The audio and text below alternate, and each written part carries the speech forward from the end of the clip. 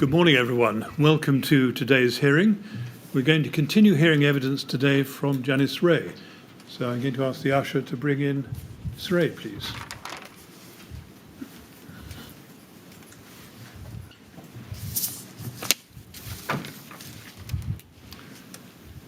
Good morning, Ms. Wray. Good morning. All right, all set to go? Yes. Very good, thank you. Yes, Mr. Millett. Yes, Mr. Chairman, good morning. Good morning, members of the panel. Ms. Wray, good morning to you. When we broke last night, I was about to embark on the topic of fire safety training of TMO employees, and I will now ask you some questions on that subject. Can you please be shown your third witness statement, TMO 008473005, page 36, paragraph 122.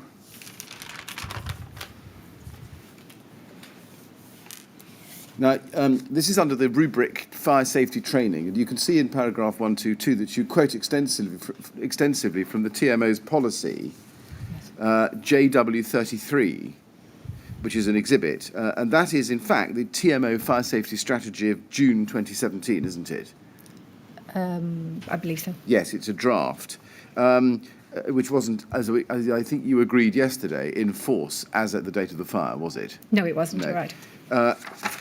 Now, if we go to page, let's go to the one that was in force, which was the November 2013 version. That's at TMO 008305998, page 13. This is the November 2013 fire safety strategy, which was in force at the date of the fire. Look, please, at paragraph 20.1 at the foot of the screen. Fire safety training for TMO staff. To promote competence in the area of fire safety amongst staff, the TMO provides annual fire safety training to all fire marshals and all staff who are required to carry out inspections throughout the TMO housing stock.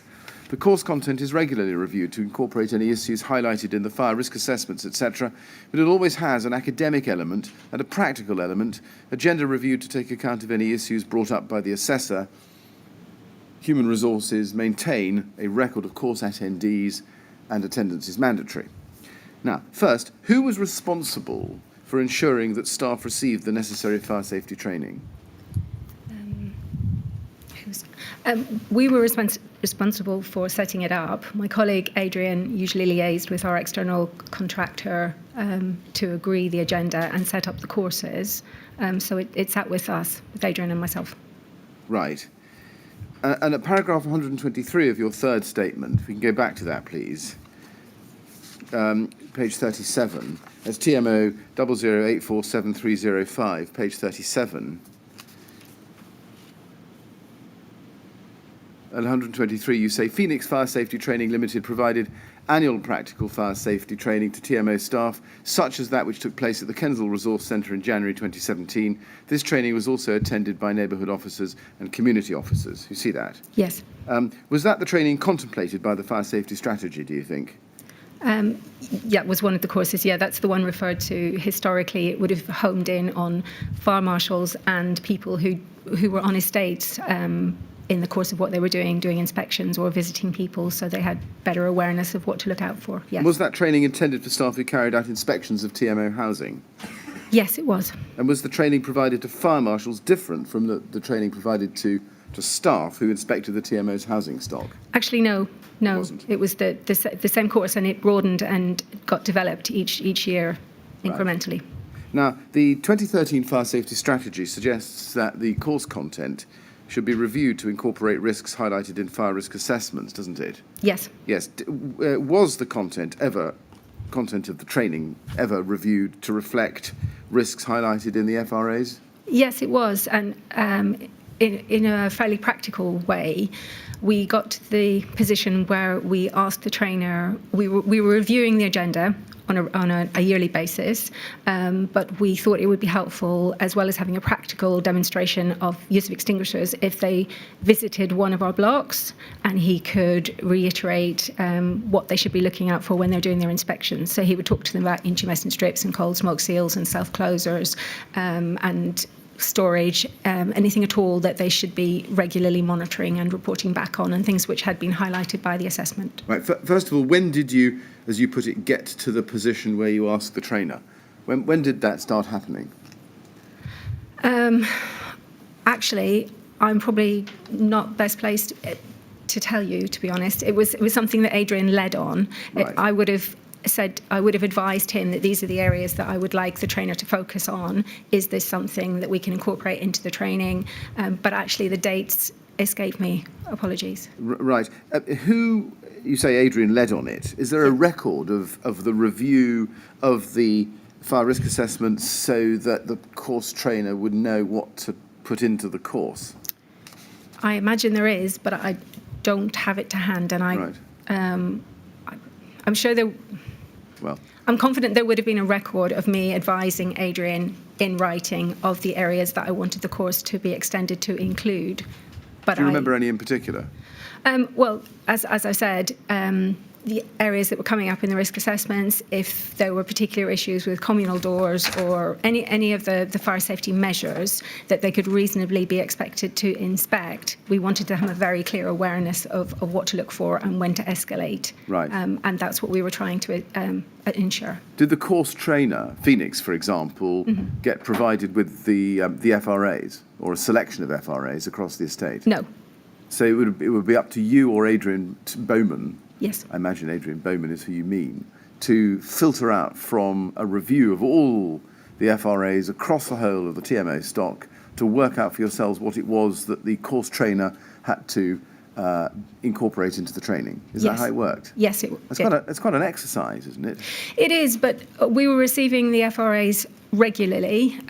We were allocating the actions, so I had a fair familiarity with things which were recurring themes and things that particularly estate staff or anybody regularly on estates should be looking out for and should be monitoring against. So those were the issues that we wanted them to be familiar with. And what expertise did you have to be able to make a judgment on what matters arising from the FRAs should be the subject of course content for training?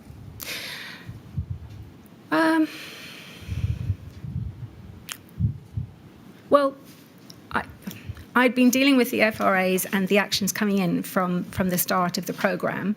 I'd been dealing with the assessors themselves on a regular basis. If I had queries or concerns or things that I needed more knowledge or awareness of, I would speak to them, but I could also do my own research. I had an overview of where there were problems, where there were strengths, where there were weaknesses. So I worked on that basis. Right. Now, can we then move to the question of specialised fire safety training for ESAs? Yes. Caretakers, for want of a better word. If you go to your July 2020 statement, please, that's at TMO 008473005, page 38.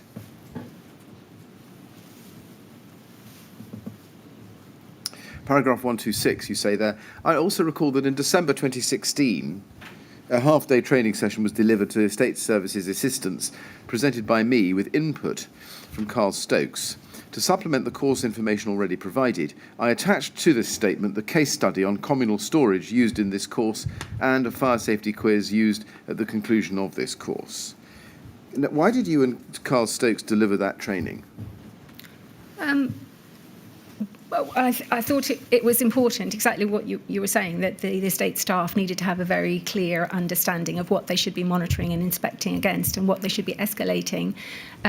We would periodically, the fire risk assessments would identify communal storage issues, things that were really in the first instance, within the estate services assistants' remit to address. So we wanted to be clear that they were clear on standards and they were clear on when to escalate. We also had used it as an opportunity to use the Adair fire and what we had learned from the Adair fire. Well, I was going to ask you, sorry, I cut across you, what was it that prompted this particular half-day training session in December 2016? I mean, I would run training, often less formal. I would go to the estate services team meetings and have discussions with them and highlight things which were coming out in the fire risk assessments. But we just felt it was appropriate to have a proper formal training course where we could engage with all of them together and see if there were issues that they were aware of that we perhaps could address to help them perform their role. Yes, and just pinning you down a bit, what was it that made you feel at that point that it was, as you put it, appropriate to have a proper training course? I'm not really clear that there was something at that point. It was something that we were always trying to work towards and to improve on in terms of briefing and training, and it felt like the right thing to do. I'm not sure that there was a timing issue that I can recall. Right. Okay. Now, in your December 2020 statement, that's at TMO 00887-083, at page 8, paragraph 29, you say,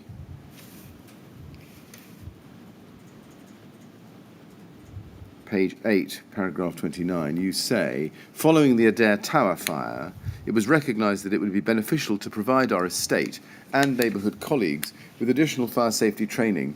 Therefore, I recall that we held a half-day training course with the estate staff and some briefing sessions with the neighbourhood teams. Okay. Are you referring there to the half-day session in December 2016? Yeah, it seems like I am. I see. So that was a one-off training course held in response to the Adair Tower fire, was it? Or as a reaction to it? We were regularly attending neighbourhood and estate services team meetings, so it was informal information gathering and briefings. We wanted to do something more formal, so it certainly helped having all of the information on the Adair fire that we could fully brief them on, so they had a very clear indication of where they fitted in the whole process. Can I show you CST 3030177?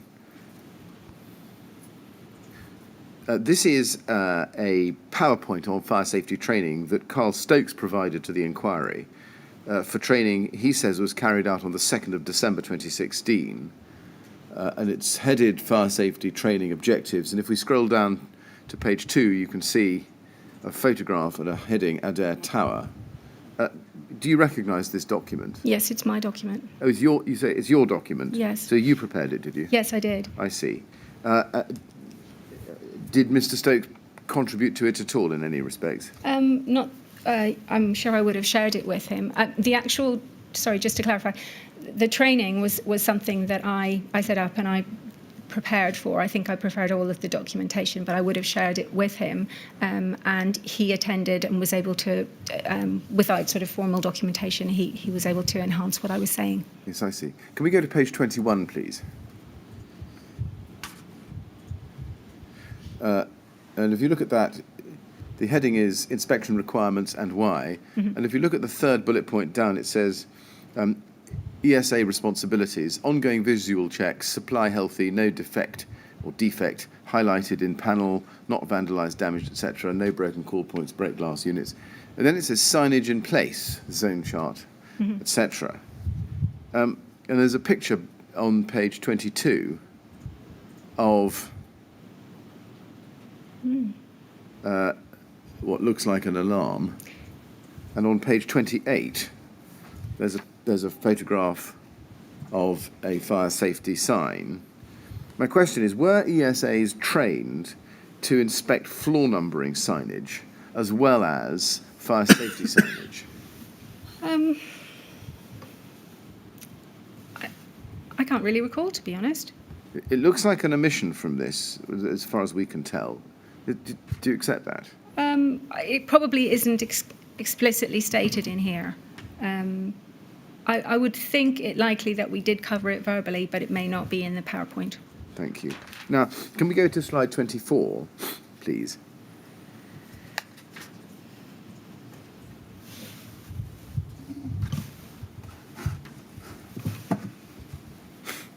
Here you can see a list of inspection requirements for communal doors, flat entrance doors requirements, damaged flat entrance doors, temporary doors, ESA responsibilities.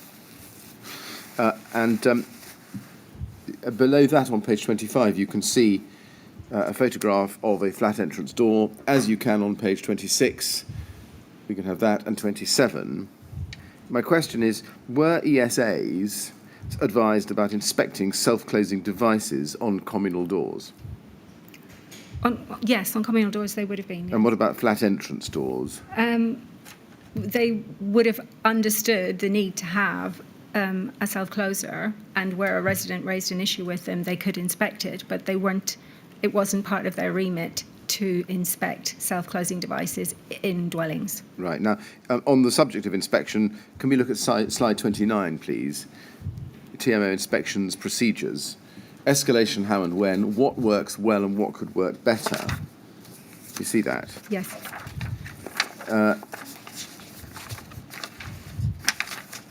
What was this?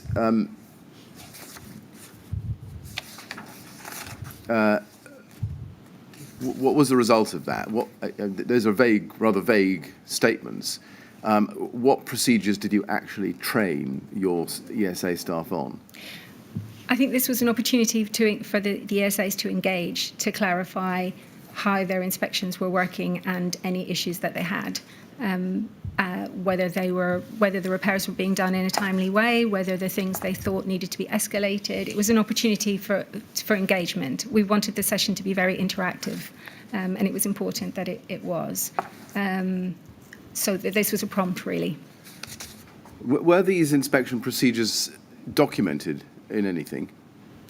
Well, they all.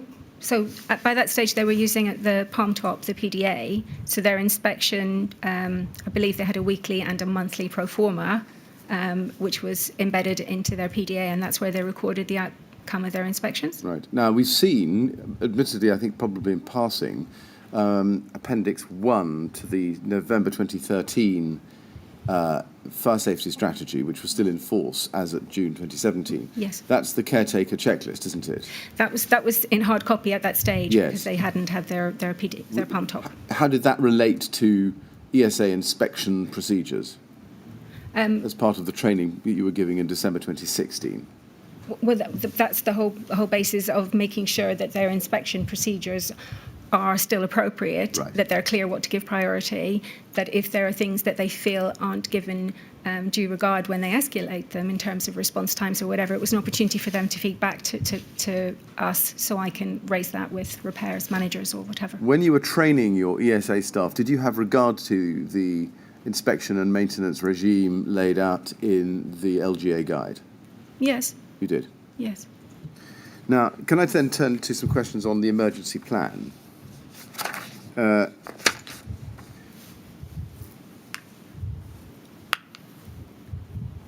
I'd like to show you, start perhaps in a rather basic place, the fire safety order. That's at HOM 6040. And that's the first page of it. Can we go to page 12 in it? Article 15. The heading is Procedures for Serious and Imminent Danger and for Danger Areas. See that? Yes. 15.1, the responsible person must, and then it says, establish and where necessary give effect to appropriate procedures, including safety drills to be followed in the event of serious and imminent danger to relevant persons. 2, nominate a sufficient number of competent persons to implement those procedures insofar as they relate to the evacuation of relevant persons from the premises. And C, ensure that no relevant person has access to any area to which it is necessary to restrict access on grounds of safety unless the person concerned has received adequate safety instruction. Can I assume that you were at all times aware of these requirements? Yes. Yes. Then let's look at the sleeping guide next, which is RBK 3036722, page 36.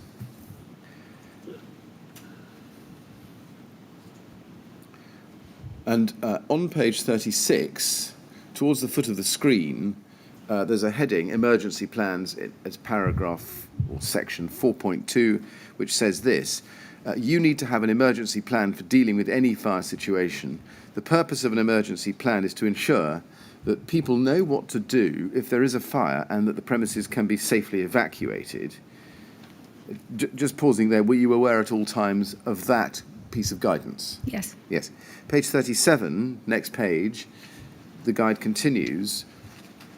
In the third paragraph down, in simple premises, the emergency plan may be no more than a fire action notice. In multi-occupied and more complex premises, the emergency plan will need to be more detailed and compiled only after consultation with other responsible people, for example, owners who have control over the building. In most cases, this means that an emergency plan covering the whole building will be necessary. It will help if you can agree on one person to coordinate this task. Can I assume that similarly you are at all times conscious of that piece of guidance? Yes. And then the LGA guide at HOM 3045964 at page 44, paragraph 34.3, which says, in summary, the fire risk assessment must consider the general fire precautions defined in the FSO. Of these, the principal ones for a purpose-built block of flats are, and then the fourth bullet point down says, an emergency plan, including procedures for residents in the event of fire. Were you at all times aware of that requirement or Yes. that piece of guidance? You were. And then if we go to page 118, please, paragraph 79.1, under the heading Preparing for Emergencies, it is a requirement of the FSA that there should be a suitable emergency plan for the premises. Rarely, in purpose-built blocks of flats, it will be necessary to have a more elaborate emergency plan than a simple fire action notice. See Appendix 5 for examples. Nor will it be universally necessary to display such notices.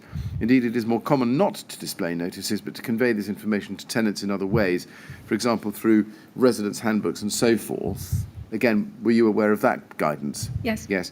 And then page 120, paragraph 79.12, in large, more complex blocks of flats, it can be of great assistance to the fire and rescue service to keep plans on the premises, detailing information on the layout of the building and its services. This can be helpful at the time of an incident in dealing with the emergency. Or, again, use of a premises information box at the main entrance is one way to achieve this. Again, were you aware of that guidance? Yes. Yes. Now, I just want to show you what Dr. Lane has said in her Module 3 report at Chapter 9. This is at BLARP 6028, page 14, where she addresses Grenfell Tower in particular. And at paragraph 2.2.23, Sorry, I think it's... I think that's not it. Yeah. BLARP 2, 5028. I think I have confounded our operator, but there it is. 2.2.23, Grenfell Tower, it says, read with me. Grenfell Tower was a high-rise building with a shared single means of egress and multiple occupancy types, residential and non-residential. The emergency plan for such a building would cover the residential portion of the building on upper levels, as well as commercial tenancies on the lower levels, including a boxing club and nursery. Grenfell Tower, she goes on at 2.2.24, Grenfell Tower was provided with a complex smoke control system, and its occupancy profile contained residents who required assistance in the event of a fire, as well as non-residents and other relevant persons. 2.2.25, on this basis, and as I set out before in my Phase 2 Module 1 report, Regulation 38, Fire Safety Information, etc., I would consider Grenfell Tower to be a complex building, and I review the requirements for the emergency plan accordingly. Do you accept Dr. Lane's opinion that Grenfell Tower should be considered a complex building, particularly for the purposes of an emergency plan? I'm not sure that I do, actually. It was never the result of the fire risk assessment that it was considered to be a complex building, and to the best of my knowledge, it wasn't considered a complex building by the London Fire Brigade either. Did you ever get an assurance or a statement from the LFB that for this purpose, even taking into account the factors that Dr. Lane has taken into account, Grenfell Tower was not a complex building? I didn't get such an assurance, no. No. Did you ever ask for one? No. No. Did you ever take any specific advice from any fire safety professional about whether or not, for the purposes of an emergency plan, Grenfell Tower should be considered a complex building in light of the factors Dr. Lane has identified? I may have had a conversation with Mr. Stokes, but I don't believe I did more than that. Right. If I could just add, complex buildings, in terms of our discussions with the fire brigade, usually were restricted to Trellick Tower, because Trellick Tower didn't have a repeat structure layout on each floor. So you actually didn't know what was behind the door when you knocked on a flat. It could have been a masonette, it could have been a downstairs or an upstairs. So that was really quite a complex building. And for that purpose, that was the one building that the fire brigade had requested. We have a premises information box in where we had plans so they could very clearly take the plans to the floor and go, yeah, that's what I need, and this is and 3 doors along is the adjoining property. So they had asked and we'd had discussions, and I think we'd had that in place from about 2013, 2014. Yes. And they'd also undertaken a familiarisation at that block, and they were happy with the contents that we put into the premises information box, but they asked for a second copy of plans so that their crews on the fire floor and at the base in control would have a set each. So we had discussions about complex buildings, and it was on our radar, but that was the only one that the fire brigade had requested, and that's what we had put in place. Yes, I see. So can we take it from that answer that at least from, I think you say 2013, 2014, you knew of the concept of a complex building? Yes. And you knew that Trellick Tower, because of what the LFB had told you, was such a building? Yes. Did you ever think, in light of knowing that such a concept existed, that you ought to review the other potentially more complex buildings in the estate to see whether they were complex, such as to require further and more detailed emergency plans? Yes, and we would have had discussions with the fire brigade about whether they wanted us to extend provision of premises information boxes. And I recall that one of the things that happened after the findings of Lacanau was there was actually a pilot of, I think it was called a fire safety plate. And the fire brigade worked with a few local authorities to trial where they erected on the face of a number of particularly high-rise buildings a plate with some basic fire information in relation to that building. And the liaison meeting minutes will reflect that I kept asking for the feedback from the outcome of that 6-month pilot, and ultimately I was told that there was no action for landlords. It was really more virtual information that the fire brigade were storing on their system. So at that point they still weren't requesting anything more than what we already had in place. Well, we'll come to premises information boxes much later in your evidence. But for the present purposes, I'm interested in the emergency plan specifically. Okay. Coming back to Dr. Lane's opinion, do you not accept that given the factors that she's identified, which I've read out to you, Grenfell Tower should have been considered a complex building? I'm not confident that I do agree because of the discussions that we'd had, the ongoing discussions with the fire brigade as the fire and rescue service. So I'm not absolutely convinced that I agree. Right. Now, can we go back to the sleeping guide, please? RBK 3036722, page 112.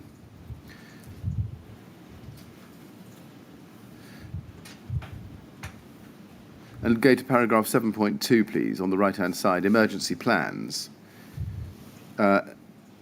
This says, there's a lot in it, but you can see that there's guidance about what your emergency plan should be appropriate to your premises and could include. And then there's a long list of some 16 items in full down on the right-hand column of page 112 over to page 113. Mm-hmm. I'm not going to read them all out to you. Again, were you aware of that guidance? Yeah. Were you aware that your emergency plan should be appropriate to Grenfell Tower? Your emergency plan for Grenfell Tower should be appropriate to that building? Yes. Yes. And did you ever sit down with Grenfell in mind and go through this list, this long list of things that could be included in your emergency plan? Did I?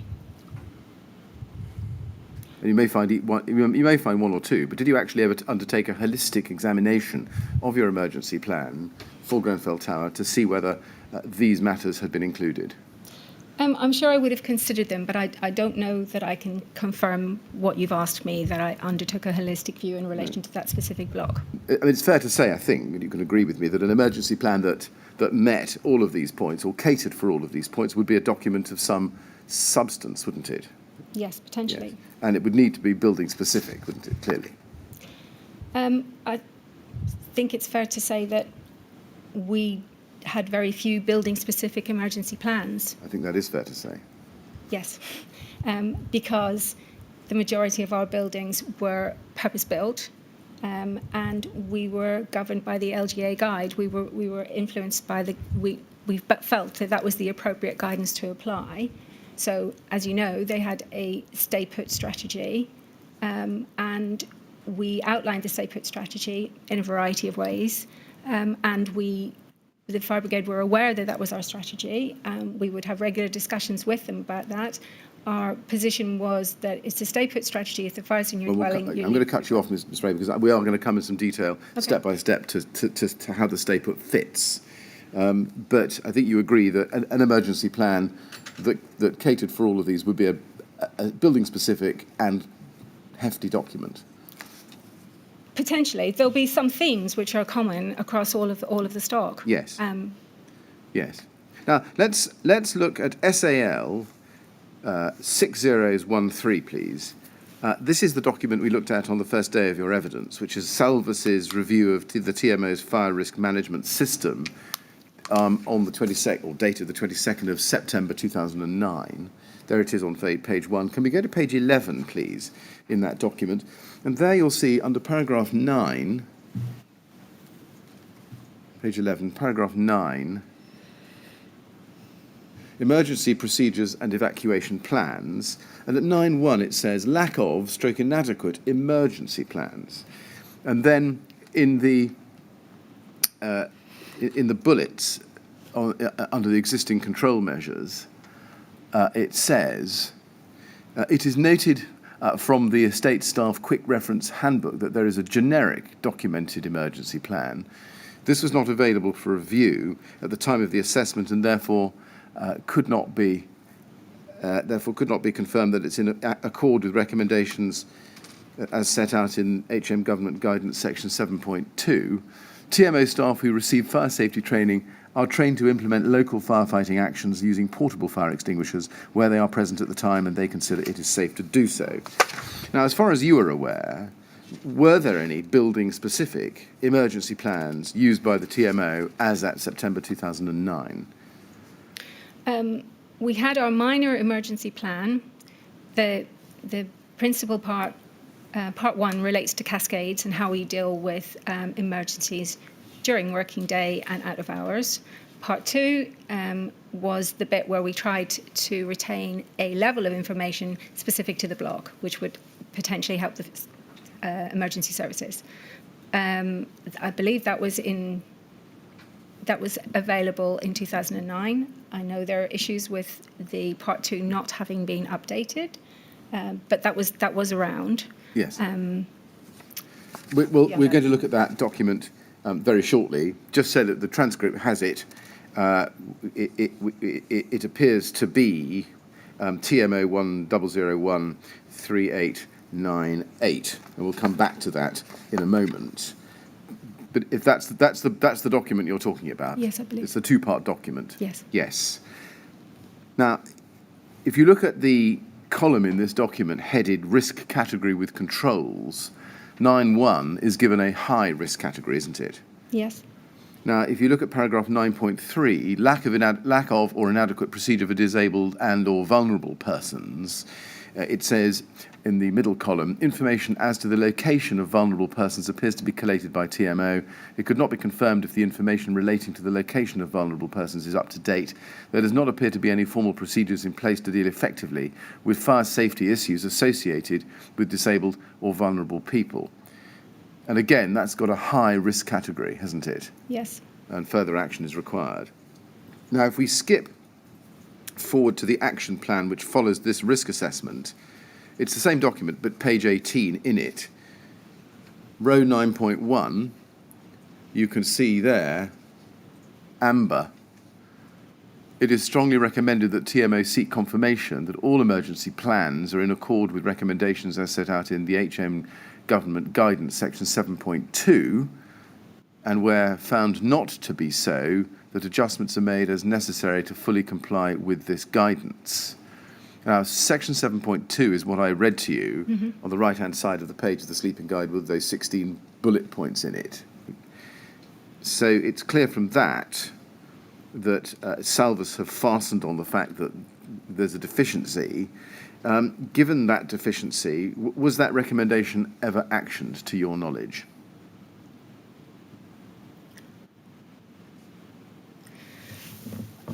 We had a variety of ways of advising residents of the fire procedures and the emergency plans. And that probably changed over time. We had a residents' handbook where we provided quite a lot of fire safety information, which included fire procedures that people should follow. We also ultimately had information on the website. We did regular, as a result of this, we had written an article in our Link magazine, which we would supplement with further Link articles, which I believe had the opportunity for people to ask for them in different languages. There were a variety of things going on. In addition, my colleagues in housing management were looking to obtain more information about the vulnerability of the residents and stock. So there were a variety of things going on in order to help us to comply with this. Yes, a variety of things going on may be one thing. What I'm asking you is whether the TMO ever carried into effect the recommendation that it confirmed that all emergency plans, a document, was in accordance with Section 7.2 of the Sleeping Guide. Did that happen? No, it didn't. Not in that way. Thank you. Why not?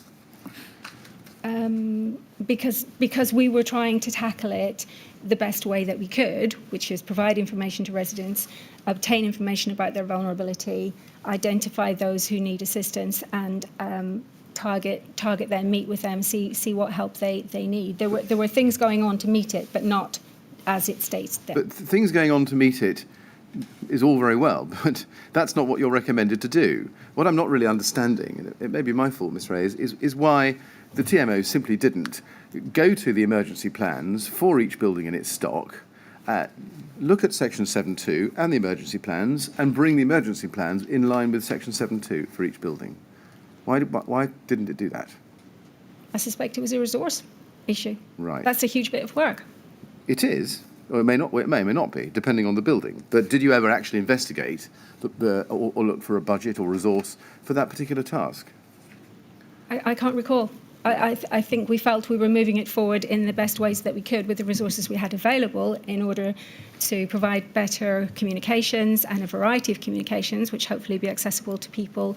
We had colleagues who were looking to glean as much information about occupancy profiling, and we were looking to have contact with people who needed more advice, needed more guidance, needed more clarity. So we were trying to meet it within the resources that we had available in a variety of ways. That's a different point, though, isn't it? Really what Mr. Millett is asking you to consider, and perhaps you've already answered this question, is whether you carried out a comparison between the emergency plan for each building and the guidance. That's a paper job. Yeah, and I don't recall doing it, I'd have to be honest. Thank you. Can we look at 9.3?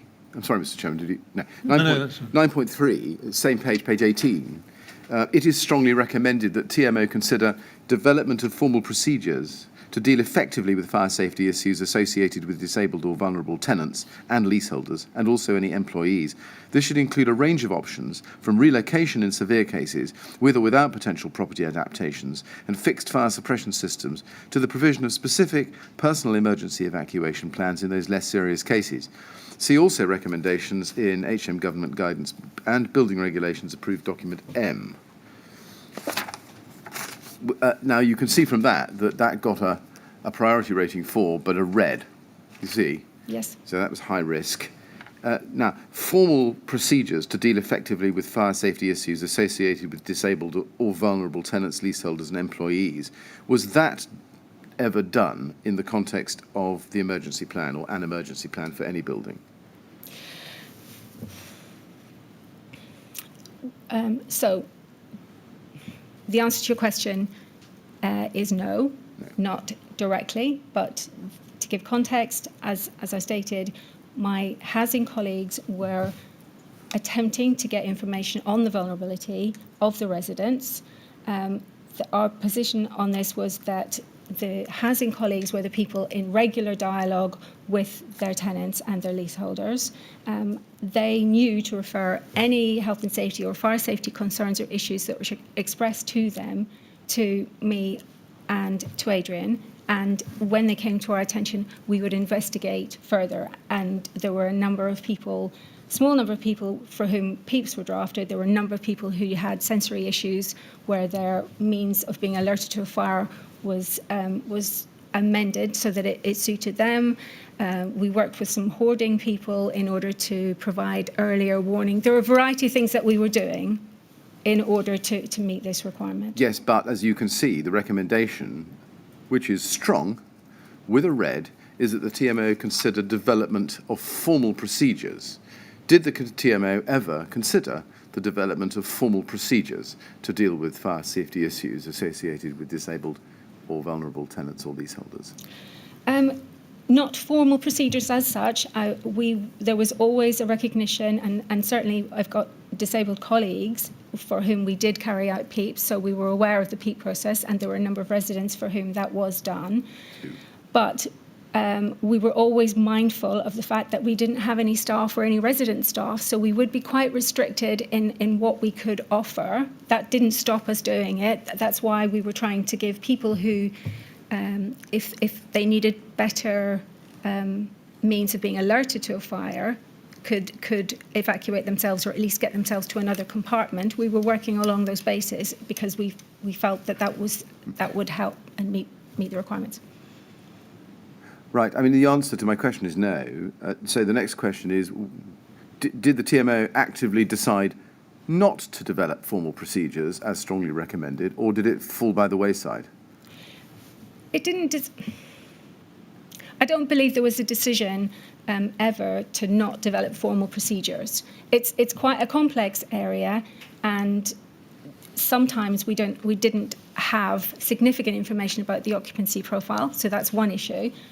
As I've said, we didn't have any resident staff, so we had a resource issue with what we could offer in terms of assisting people. It was going to be a challenge. It wasn't something. It would have been very easy to put something in writing as a formal procedure that we couldn't actually effect, and we were mindful of that. So we were trying to make sure that what we could offer was something that we had the wherewithal to support.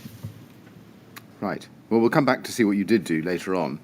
Sticking with the concept or subtopic of emergency plans for the moment, if we may, we go then to TMO 10013898. It's the reference I gave earlier. And I just want to identify first what we're looking at. This is page 1, KCTMO emergency plan. If we go to page 3, we can see that there is a cascade of dates for revisions there. Version 1, August 2004, revised May 2009, May 2015, February 2016. Is that the two-part document that you were referring to earlier? Yes. Yes. Now, first, whose responsibility was it to maintain and update this document? It actually sat with Adrian, my colleague. Was that a decision, or was that just how it was? Who decided that he, as opposed to you, should be responsible for maintaining and updating this document? Actually, it was his document because it was originally drafted when I was absent for a period of time, and he took ownership of it. He was also the person who was involved in our duty out of hours rota from quite an early stage when I wasn't. So it was something that he led on. I kind of would catch up with him occasionally and say, these people have moved or left the organisation or joined or whatever. Are the cascades up to date? Do Pinnacle have copies? Right. I would sort of touch in with him, but largely Adrian, yes. When he drafted it, did you supervise his drafting of it? As I say, when he drafted it, I was not around for a period of time. Who was his line manager so far as this exercise was concerned when that happened? Actually, it was when I was on maternity leave, and I can't recall because it's such a long time ago. Well, Sorry. August 2004. I think that the drafting started earlier than that. Right. But it'll come to me, but I can't recall. Nonetheless, come May 2009, can we take it that you were firmly back in the saddle and supervised the updating of this document at that stage? I didn't scrutinise it. It was something that Adrian led on. When you say he led on it, you were his line manager, weren't you? Yes. Yes. So he would lead on drafting it, but didn't you oversee it, supervise it, approve it, sign it off? Well, yes, but it's a huge document. I wouldn't have looked in detail at every single pro forma that's attached. Right. What about the first part? Would you have looked in detail at that? Yes, of course. The first part was the one bit that we confidently kept up to date. Right. And now, you could see the revision dates there. They appear to be rather random. Can you explain how frequently was the emergency plan supposed to be updated? Or was there no set? I don't believe there was a set. I mean, the part one, which obviously reflected the cascades, the in working hours and out of working hours cascades, was crucial to be kept up to date.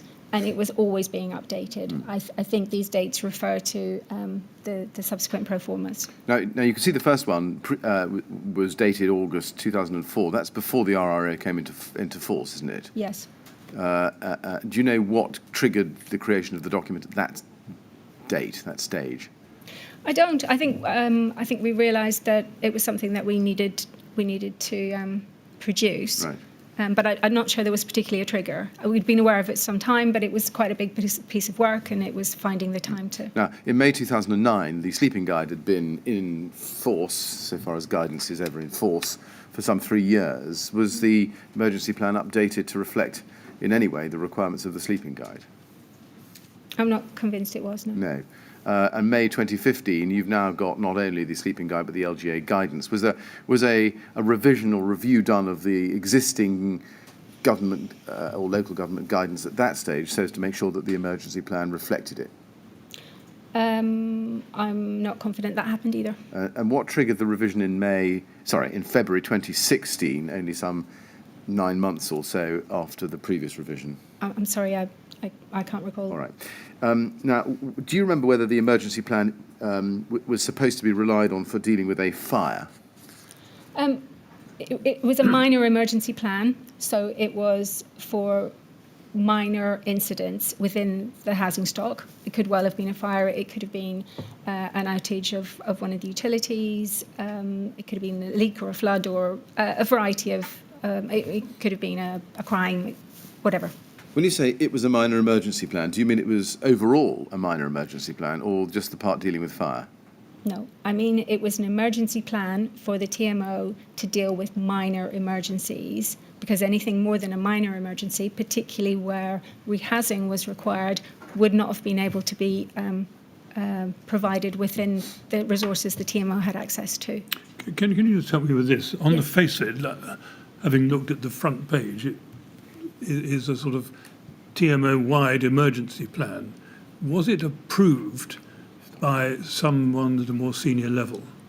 It was certainly went up to executive team, and I believe some of the executive team kept a hard copy at home just in case something happened. But when you say that it was drafted by Mr. Bowman, yes, that's literally the case. He formulated it, but it was actually approved by the executive team. Is that right? yes, I believe it must have been because and we revised it. Actually, sorry, can I go back? I suspect the revision in February 2016. At the end of October 2015. Yes, sorry, I didn't pick up on that at first. Right. Apologies. Yeah, you're right. They were. In fact, that answers your question also. I recall that after the Adair fire, it was one of the things that we wanted to look at was the emergency response. And there were meetings with the council because they had sent their LALO and the executive team then re-looked at our approach to dealing with emergencies out of hours. And there may have been some tweaks. So apologies. Yeah. Thank you. Now, you said before the chairman's question that this was a minor emergency plan to deal with minor emergencies. Can I just show you page 13 of this document? Please. On page 13, part 1, KCTMA emergency planning, and in the third paragraph, the first paragraph, it says, these procedures aim to provide a framework for effectively managing emergencies on KCTMA estates and properties. Yep. And then in the third paragraph, neighbouring areas will be expected to assist as necessary in the event of a major emergency. And then if you go down to emergency plan, in the heading below it, it says, this sets out the roles and responsibilities within the KCTMO in the event of a major incident, which is defined as a major incident or natural disaster resulting in either death, injury, or serious disruption to normal life, which would acutely stretch the KCTMO's resources and which may ultimately overwhelm the KCTMO's capacity to manage without assistance from the Council. Now, it doesn't look from that that this was intended only to deal with minor emergencies. This looks pretty major. We had limited capacity, as it says here, to deal with anything beyond a certain level, but that didn't mean that we wouldn't make staff available to assist the council. No, but what I'm putting to you is, when you said that it was an emergency plan to deal with minor emergencies, that's not right, is it, looking at what I've just shown you?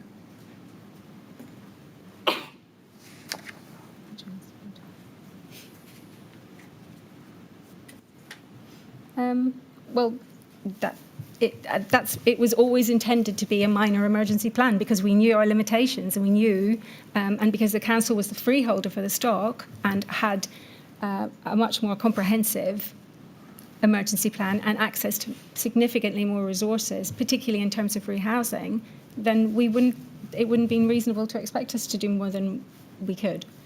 Well, if the emergency plan was only intended to deal with minor emergencies, why is there a reference to it dealing with major incidents and a quotation from the London Emergency Plan about that?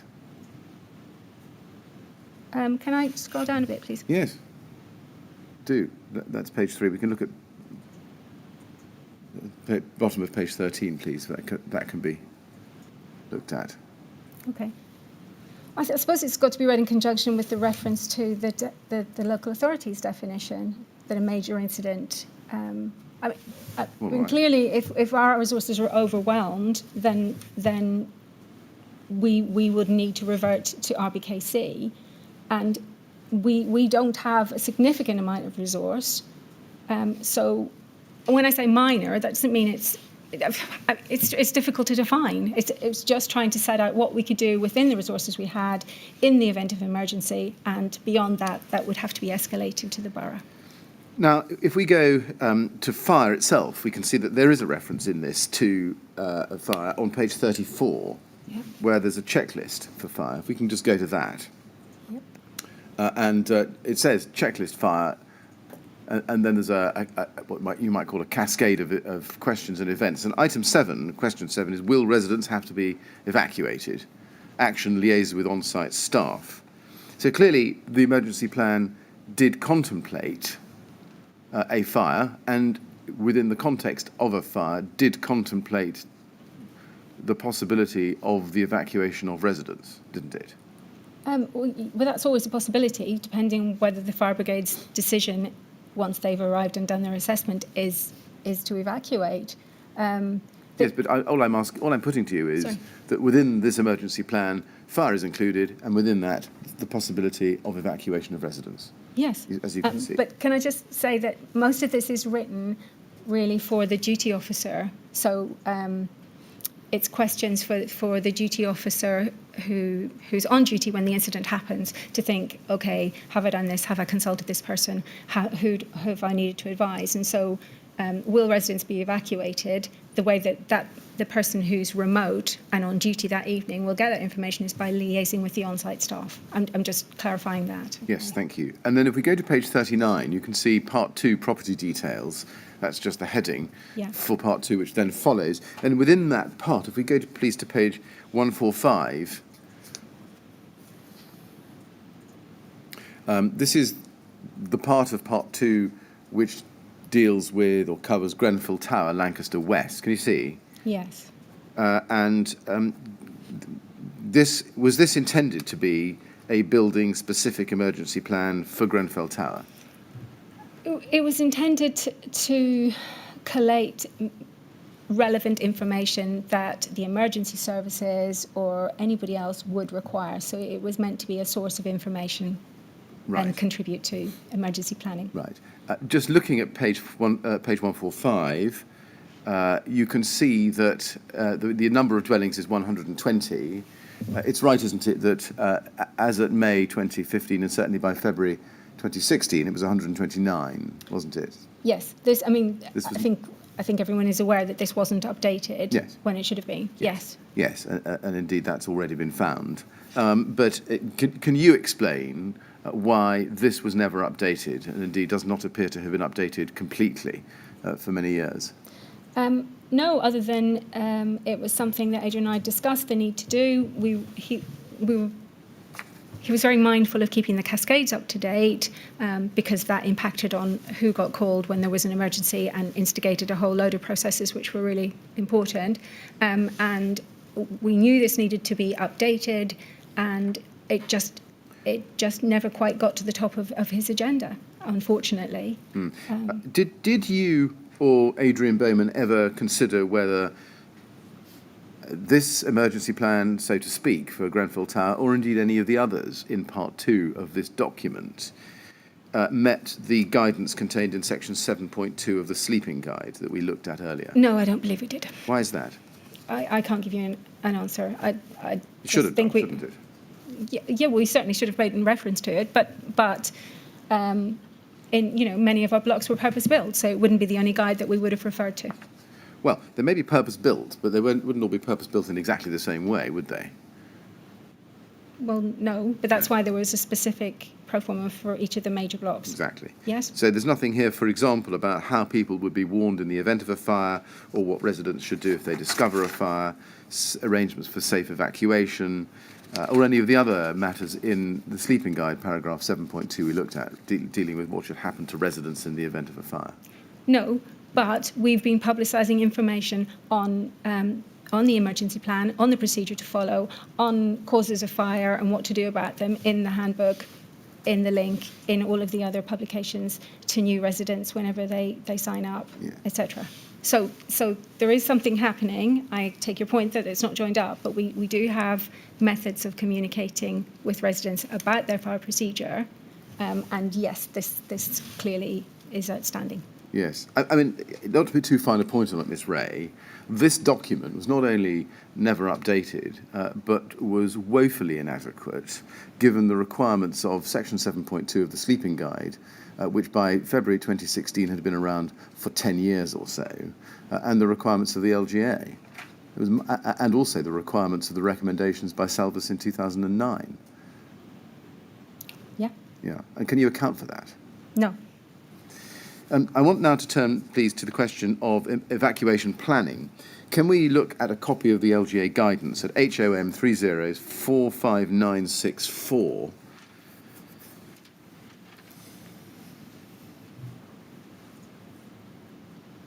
And if we go, please, to page 27 in that document, we can see section 18, the guidance relating to evacuation strategy. And at section 18.3, you can see that it says this. This is the essence of the stay put principle. And this, I think, is compartmentation referred to in the previous sub-paragraphs. And, quote, it has underpinned fire safety design standards from even before the 1960s, when national standards were first drafted. It is still the basis upon which blocks of flats are designed today. In the majority of existing blocks, it remains entirely valid. And then at 18.4, inevitably, fires do occur in which, for operational reasons, the Fire and Rescue Service decides to evacuate others in the building. Fires have been known to spread beyond the flat of origin, to involve other flats, or to spread across the tops of blocks through the roof voids. In these cases, total evacuation of the block has sometimes been necessary. Fortunately, these fires are rare. They are usually the fault of failings in the construction. Now, as you can see, the guidance recognises that even though there is a stay put policy in place for any given building, there are always going to be instances where total evacuation is necessary, sometimes necessary. You see that? Yes. Were you aware of that concept or exceptional concept before the fire at Grenfell in June 2017? Yes. Yes. Now, then having shown you that, let's then look at the 2013 fire safety strategy that you drafted in the November of that year, TMO 008300598. It's a document we've looked at a number of times now. I'd now like to look at it for a different purpose. Page 10, please, paragraph 15.1. and at the foot of the screen it says stay put / defend in place strategy. The FRA confirms the appropriate evacuation strategy for the block. Overwhelmingly, a stay put / defend in place has been highlighted as the appropriate strategy for our blocks, and the LFB have been made aware of this. Specifically, this means that only the residents in the flat where the fire breaks out are initially required to evacuate. This is because the compartmentation, both between the flats and also between the flats and the common parts of the block, are considered to be sufficient to withstand fire for a significant period. This is communicated to residents by a variety of means: residents' handbook, website, the Link magazine, etc.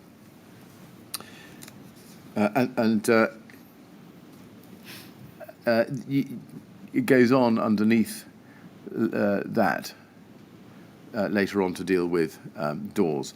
Now, was it your understanding that the stay put policy was contingent on compartmentation in the building being maintained? Yes. Did you recognise that there may also sometimes be cases where compartmentation may fail? Yeah, there may be, absolutely. Yes. Did you understand at the time that in such a case it would be necessary to organise a partial or total evacuation of the building?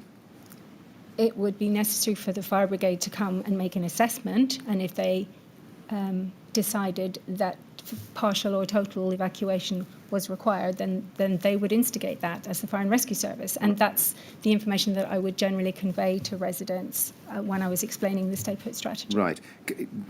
Can you explain why there's no provision in this document for any form of evacuation in the event of a fire, notwithstanding the fact that, as we've seen in paragraph 18.4 of the LGA guide, there may very well be cases where compartmentation fails and a total or partial evacuation of a building may be necessary? Because that would be controlled by the Fire and Rescue Service. Right. So the And fact our that staff may assist. Sorry to cut across you. Our staff, if we have staff available and the fire brigade require their assistance, would be there to assist. But that would be the Fire and Rescue Service's decision for what action to take, and they would instigate it. yes, but this is a fire safety strategy for your buildings, but also for the people living in them. Yes? Yes. Yes. And therefore, the question isn't so much who takes control of the building and the occupants, it's what residents know what to do in the event that stay put for any building remains untenable, either wholly or partly.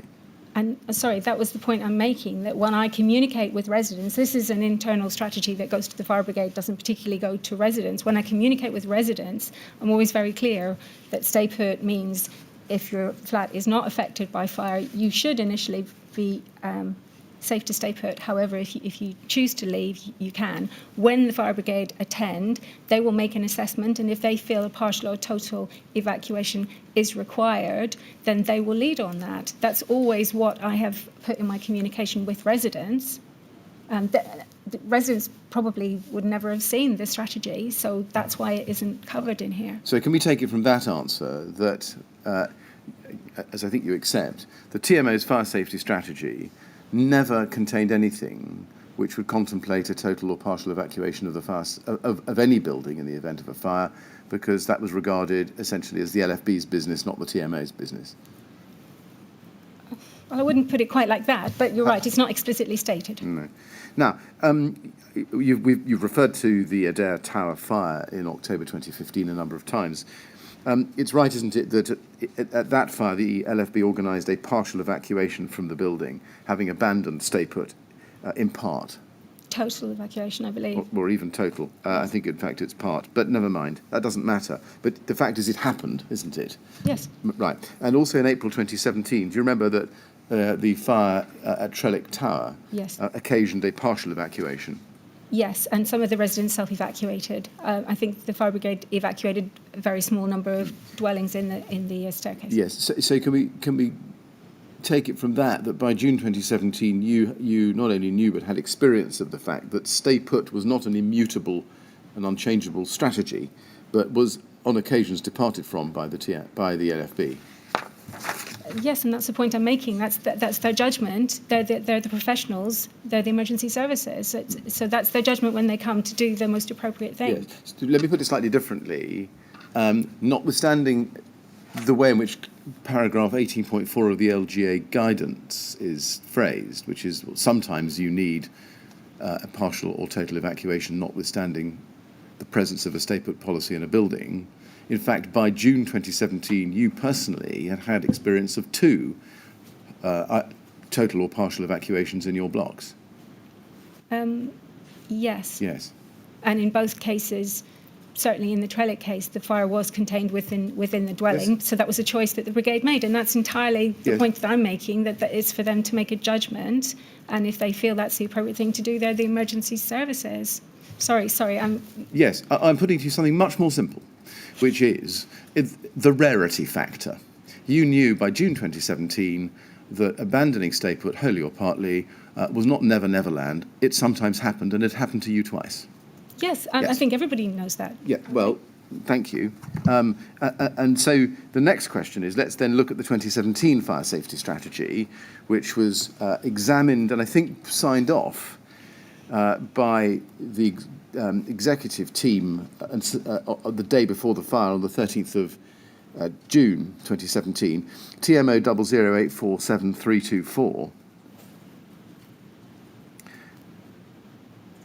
That's the first page. I'd like to show you page 10, paragraph 15.1. And just read it to yourself, please, if you would, very quickly, or slowly. Take as long as you like over it. My question is, do you accept that the text of paragraph 15.1 was the same as had been in the 2013 predecessor? Yes. Yes. And the question then is, why was the 2017 fire safety strategy not updated to provide guidance on when partial or total evacuation should take place following a fire in order to reflect the experiences at Adair Tower and Trellick Tower? I'm not really clear why I didn't explain it. And if we look at the June 2016 FRA, that's a year before this document, for Grenfell Tower itself, this is at CST 403145.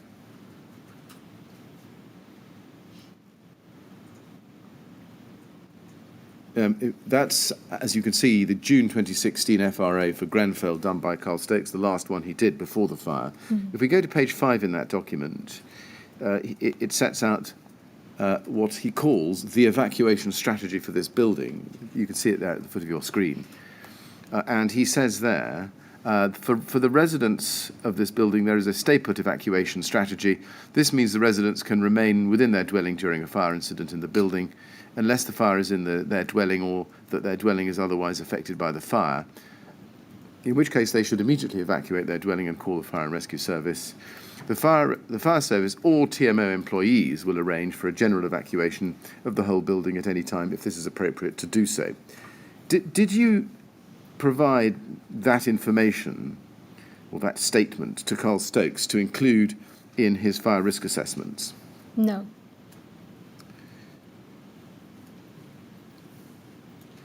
Well, you say no. So your evidence is that was something he came up with. Is that right? Yeah, it's not my statement. No, but no, that's not quite my question. My question is he reflecting something you told him? What I was going to say is, just to refer back to what I said before, that if there was going to be an evacuation of the building and we had staff in the vicinity, they would assist the emergency services as required.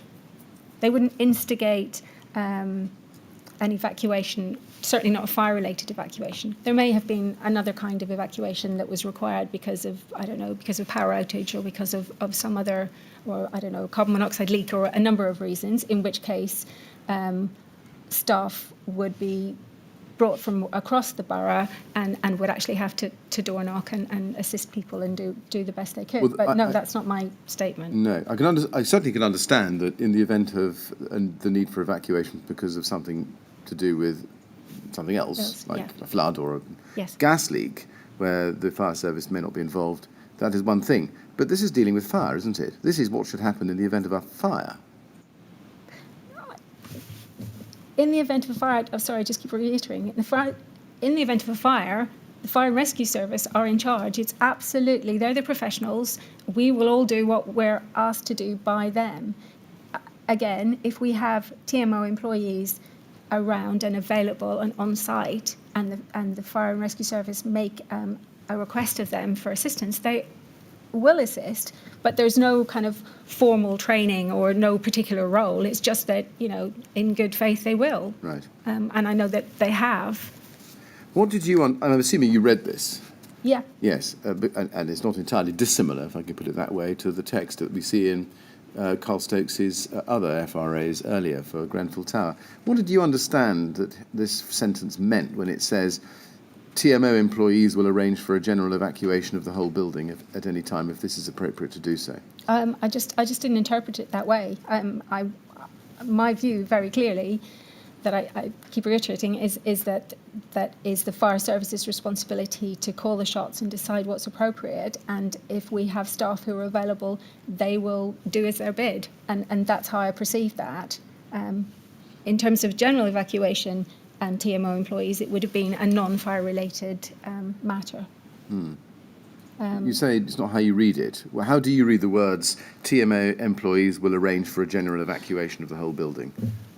Well, I think that it's sometimes Carl's written communication isn't as clear as it should be. What's unclear about that? Well, it implies that they've got a role that they don't have. It doesn't imply it. It says TMO employees will arrange for a general evacuation. I'm just seeking to understand what is remotely ambiguous about it that could have. Well, I think what he was referring to is a general evacuation of the whole building in another kind of circumstance. Let's see if we can trace the source of this language. CST 403061.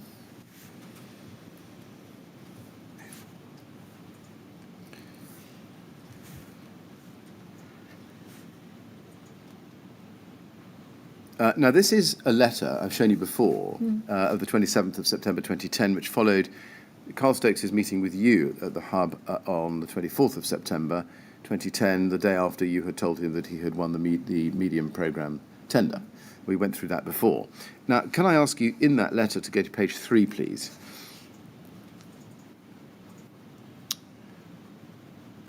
He is setting out there at the top of the page, top of your screen, what he has got from you at the meeting. And it says this: the evacuation strategy for residential buildings. In residential accommodation buildings, there's a defend-in-place evacuation strategy for the residents. This means the residents remain within their own dwelling, during a fire incident, unless the fire is in their dwelling or it is otherwise affected, in which case they will immediately evacuate the flat and call the Fire and Rescue Service. The Fire Service or TMO employees can or will arrange for a general evacuation of the building at any time if this is appropriate, or resident can leave at any time if they so wish. And then it goes on about the information. So it looks from this that Carl Stokes was writing back to you, recording his understanding of what you had told him at the 24th of September meeting, yes? It looks that way. Yes, and when he said the fire service or TMO employees can or will arrange for general evacuation of the building, that was his understanding. He got it from you, and you didn't correct him. Well, it's a misunderstanding, because I would never have said that or led him to believe that, and we didn't train our staff to do that, and it wouldn't be appropriate to do that because it's a Fire and Rescue Service's responsibility. Yeah. So that's remiss of me not to have corrected him. Did you ever set out the elements of a general evacuation plan in writing? Or at all? I mean, we have our fire action notices, we have our fire procedures, our emergency plans that we share with residents. Beyond that, I don't recall anything specific. Did you ever brief TMO employees that they might be required to arrange or assist with a general evacuation or a substantial partial evacuation of the whole building? It would largely have been our resident caretakers, some of whom were on site at Adair Tower and at Trellick Tower. And if something happened out of hours, we would have had 2 duty caretakers on duty, and they would have been the first people to the scene. So I had many conversations with them, and actually they would have been very willing to help the fire service in any way that they could. I'm sure that's true. Willing to help is one thing, but did they actually get given a briefing about what they were supposed to do? No, and I wouldn't have been in a position to give them a briefing because I wouldn't know what the fire brigade would want them to do. What training did you give, or did you give training at all to any TMO staff about how best to assist in the carrying out of a general or partial evacuation of any building? No. Why is that? Well, it's kind of self-evident. I mean, but if you have to evacuate a building urgently in a non-fire situation, it's just all hands to the pump. The managers on site will say, okay, this is what I want you to do. I need you to, this is the message. You know, this is how I want you to carry it out. I'm not sure that there's a lot that you can do in terms of training. It's about instruction and being clear that you're doing it consistently. Did you ever discuss the details of TMO's arrangements for a general evacuation with the London Fire Brigade at any time? No, I don't believe I did, because it wasn't something that was, considering all of the dialogue and ongoing contact that we had with them, I'm not sure, I don't recall having a conversation about that. So was it your understanding that the TMO staff were expected to assist with a general or partial evacuation? It was my understanding that it was very much the fire brigade's responsibility, and if I had staff on site and the fire brigade needed their assistance, most of my staff would be more than willing to help. And it was informal, and that was in place. Right. So you say that was what was in place. What I'm really seeking to get at is what was in place as a matter of formal procedure whereby TMO staff would assist with or assist with arranging a general or partial evacuation. There wasn't a formal procedure, right. But we'd had enough incidents and enough liaison with the fire brigade that, and I know my colleagues were more than happy to help. Did you ever ask Carl Stokes for any advice about planning a general or fully substantially partial evacuation strategy in the event of a fire? No, because I believe his view was similar to mine, that it was very much for the fire brigade to take charge and decide what firefighting operations and what evacuation was required and put plans in place. And no, beyond that, I don't think I did. Can I just show you, Mr. Chairman, I've got two questions before a possible break, but let me just finish this off, if I may. Can I ask you to look at TMO 00840431?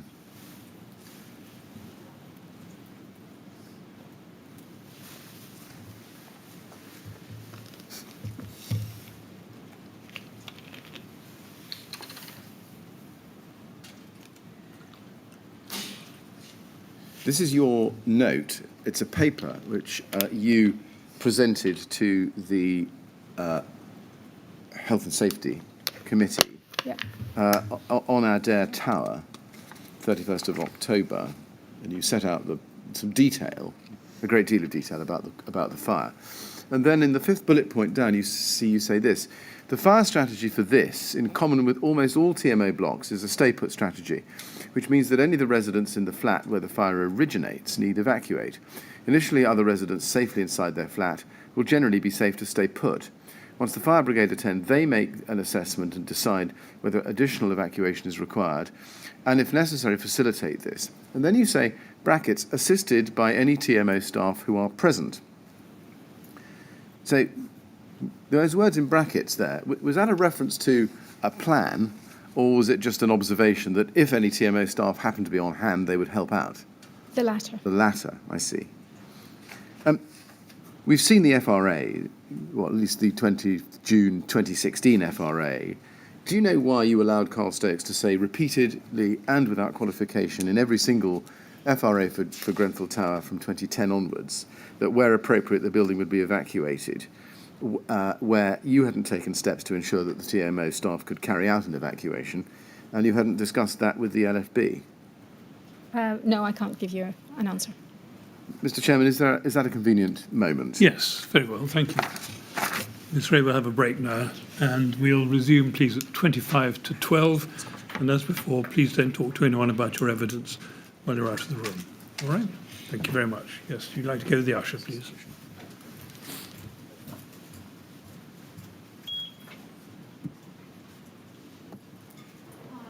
Good. Thank you. 25 to 12. Thank you.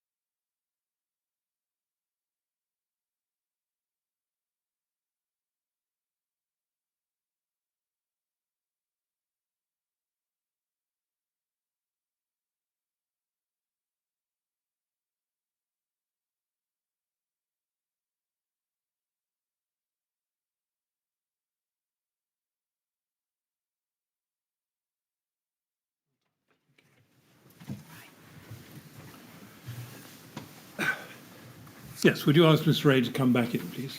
Okay.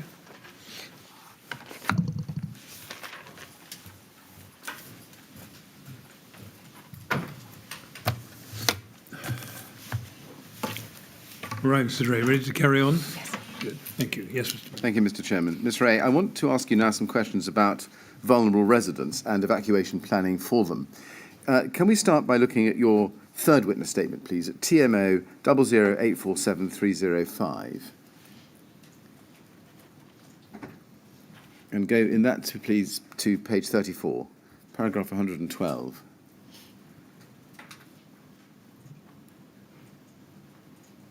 Page 34.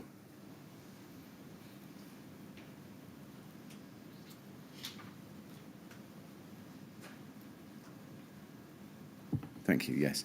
And you say there, I've been asked to clarify what the fire safety policy was for the evacuation of disabled residents in the event that the need to evacuate occurred due to a fire in that person's flat and or the failure of compartmentation. The fire safety advice given to disabled residents in the tower was the same as that given to non-disabled residents. I never envisaged that there would be a failure of compartmentation, as I had no reason to.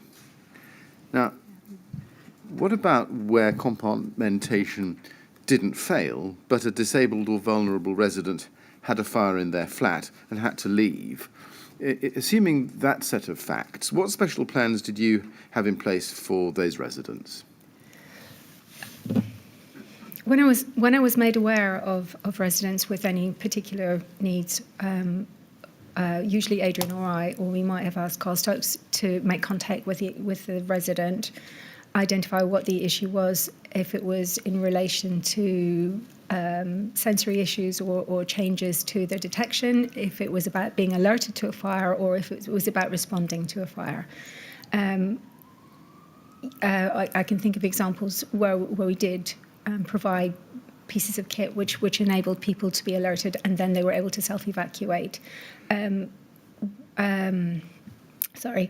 We spoke about Peeps, and ultimately we would have produced Peeps, but we did rely on our housing management colleagues to refer people to us because they had relationships with the residents, and they knew, they would have known who. I think vulnerability covers a mass of different kinds of conditions, and not everybody vulnerable will need any degree of assistance in terms of being alerted to a fire or responding to a fire, but some people very definitely will. So I think it has to be something that is responded to on a person-by-person basis. My colleagues did refer people to us for a variety of reasons, and particularly in relation to hoarding, we did quite a lot of work. So we would look to investigate with the individual people what could be put in place to assist them. Well, thank you. I'm not quite sure that's an answer to my question. What I'm really seeking to understand is paragraph 112 of your statement. You say that fire safety advice given to disabled residents in the tower, Grenfell Tower, was the same as that given to non-disabled residents. So just pausing there, do I take it from that that the fire safety advice did not differentiate as between disabled and non-disabled residents? I would only have known people were vulnerable or disabled if it had been brought to my attention. No, I'm sorry. Yeah, let me try again. The fire safety advice didn't distinguish between the two kinds of residents. Sorry, what I was going to try and say was the initial fire safety advice would be general advice. Once I'm made aware that someone has specific special requirements, then the advice will be different, obviously. But initially, I'm not going to know that we have anybody who is vulnerable. So it's general needs accommodation. I'm providing standard information in relation to how people will or won't behave in the event of a fire. When people are brought to my attention, then obviously specific advice or specific pieces of equipment or whatever is investigated in relation to alleviating their concerns. I see. So, thank you. So when you say the fire safety advice given, that's a reference to the generic advice given to all residents, regardless of their capabilities or abilities. Is that how we're to understand that? That's the starting point. I see. Everybody will receive that initially, Right. and then we would look to Right, I see. But then the question arises what the relevance of your not envisaging a failure of compartmentation is. Why was that relevant? I wrote so many statements. Well, I mean, I think in general, yes, it does happen. It can't be ruled out. But in general, compartmentation, we did try and rely on it. We tried to investigate it where we had opportunities to. We knew where the properties were purpose-built. So as a rule, we were not expecting compartmentation to fail, although we accepted that it possibly could in extreme cases. But when you say I never envisaged that there would be a failure of compartmentation, as I had no reason to, one of the reasons to envisage it, even if not as a likelihood, but certainly as a possibility, was because paragraph 18.4 of the LGA guidance said so. Yeah. Now, it's right, I think, isn't it, that as at the date of the fire at Grenfell Tower, 14th of June 2017, only a vulnerable or disabled resident in general housing who raised a concern with estate or neighbourhood colleagues would receive a Peep. They didn't even need to I beg your pardon. They didn't even need to raise a concern if they were a resident with whom the housing manager had regular contact, and either the housing manager or the neighbourhood support officer had concerns. They could raise that with my colleague and I. But I know that I believe there was information retained in terms of vulnerability that I wouldn't have, I think, been able to access, and I think rightly so. I think it's personal information. So I would have wanted to be clear that anyone who had concerns or about whom the housing manager had concerns would be happy for us to engage with them. Well, let me just look and see what you say in your third statement. TMO 00847305, please. Page 35 in that.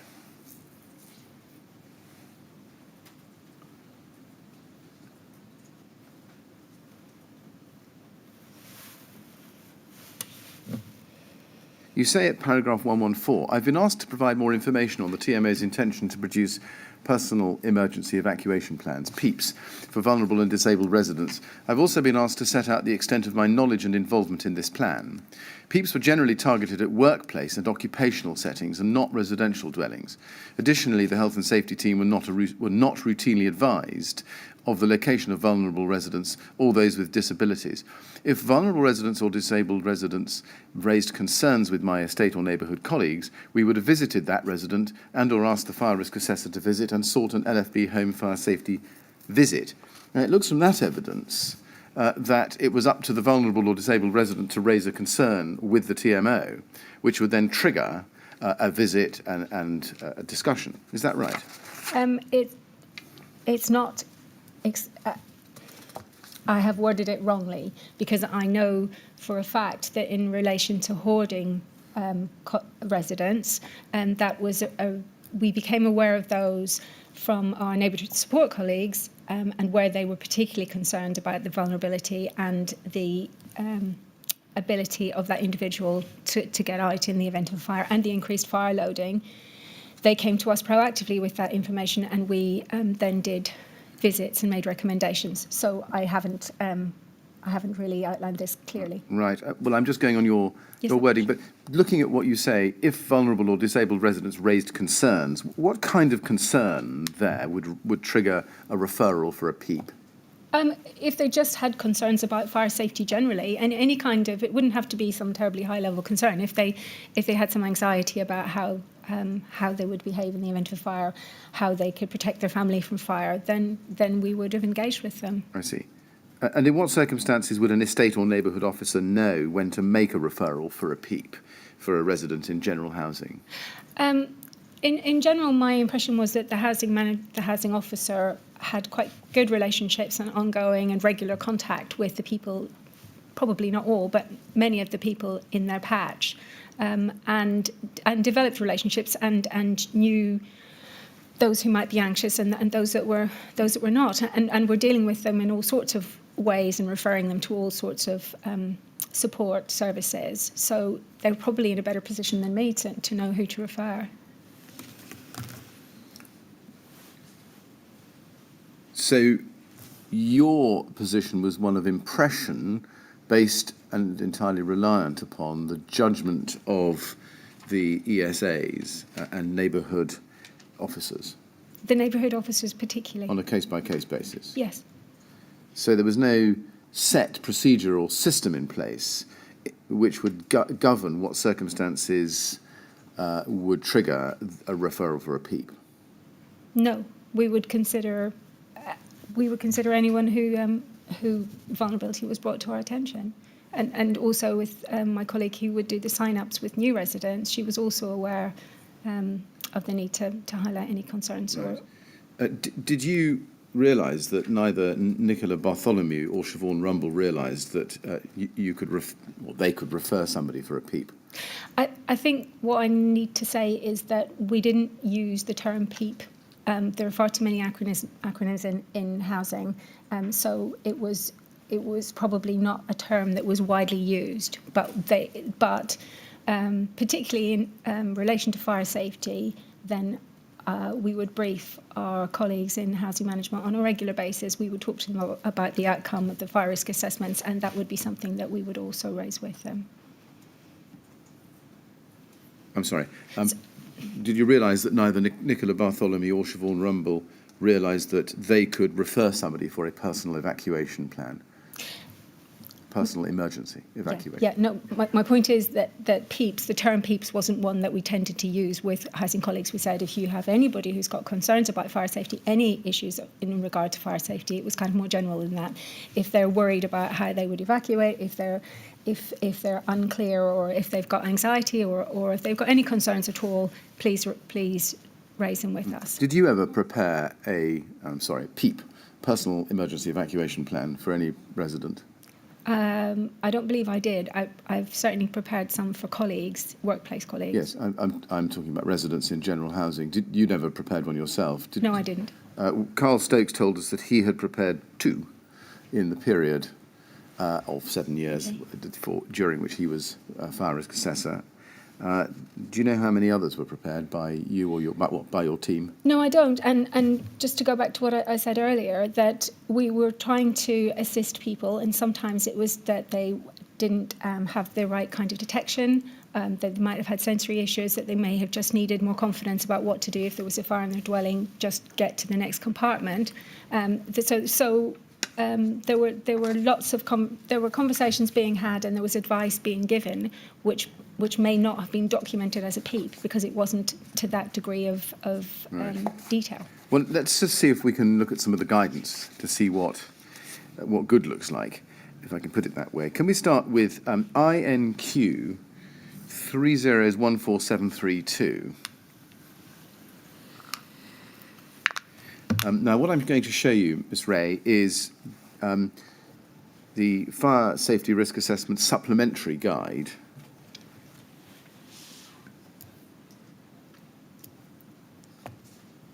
INQ 30147332.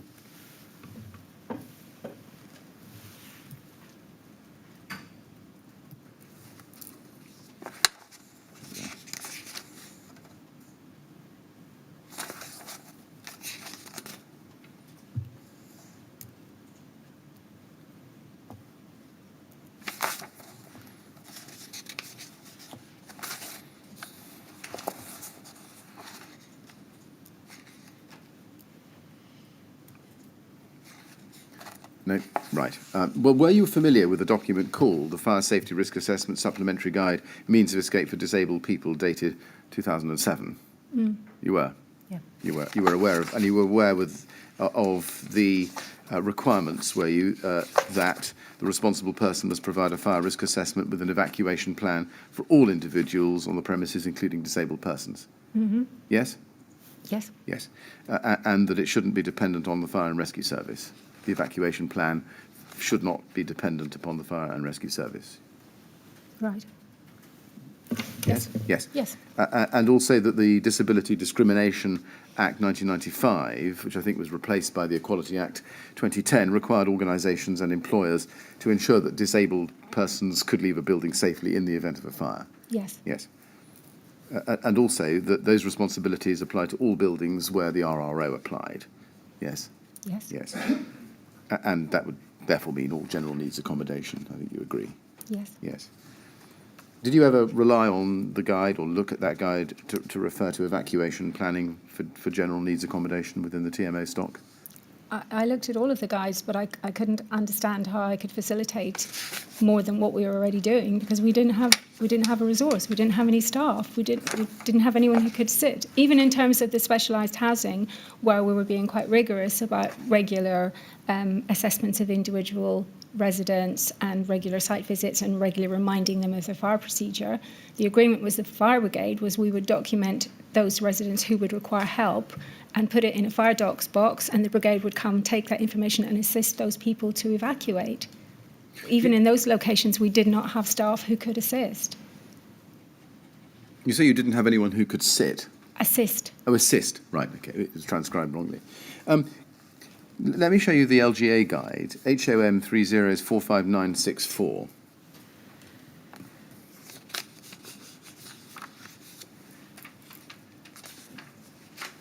If we go to page 120 in that document, we can see that at paragraph 79.9, top of the page, it says this: in general needs blocks of flats, it can equally be expected that a resident's physical will vary. It is usually unrealistic to expect landlords and other responsible persons to plan for this, or to have in place special arrangements, such as personal emergency evacuation plans. Such plans rely on the presence of staff or others available to assist the person to escape in a fire. Even in sheltered housing schemes, there will be reliance ultimately on rescue by the fire and rescue service in the event that residents cannot escape by themselves. However, in sheltered housing schemes, it's commonplace to hold information relating to any resident with particular mobility or other issues affecting their ability to escape.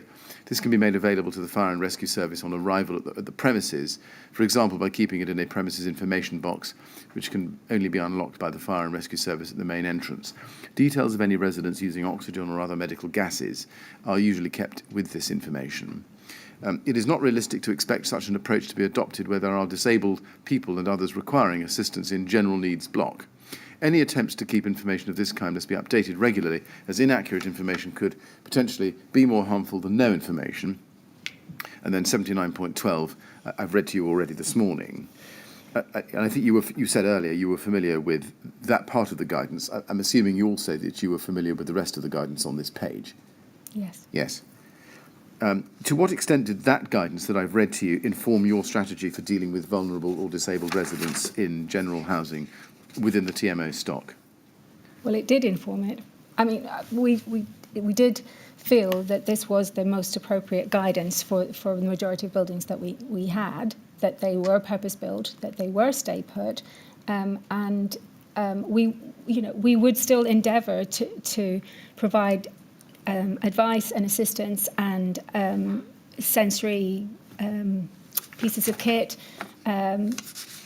and we would produce Peeps, but they could not rely upon staff assisting because we did not have any. Right. So we were really constrained.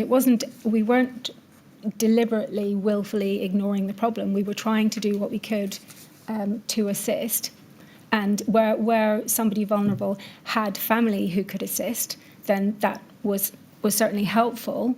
But we could not rely on staff.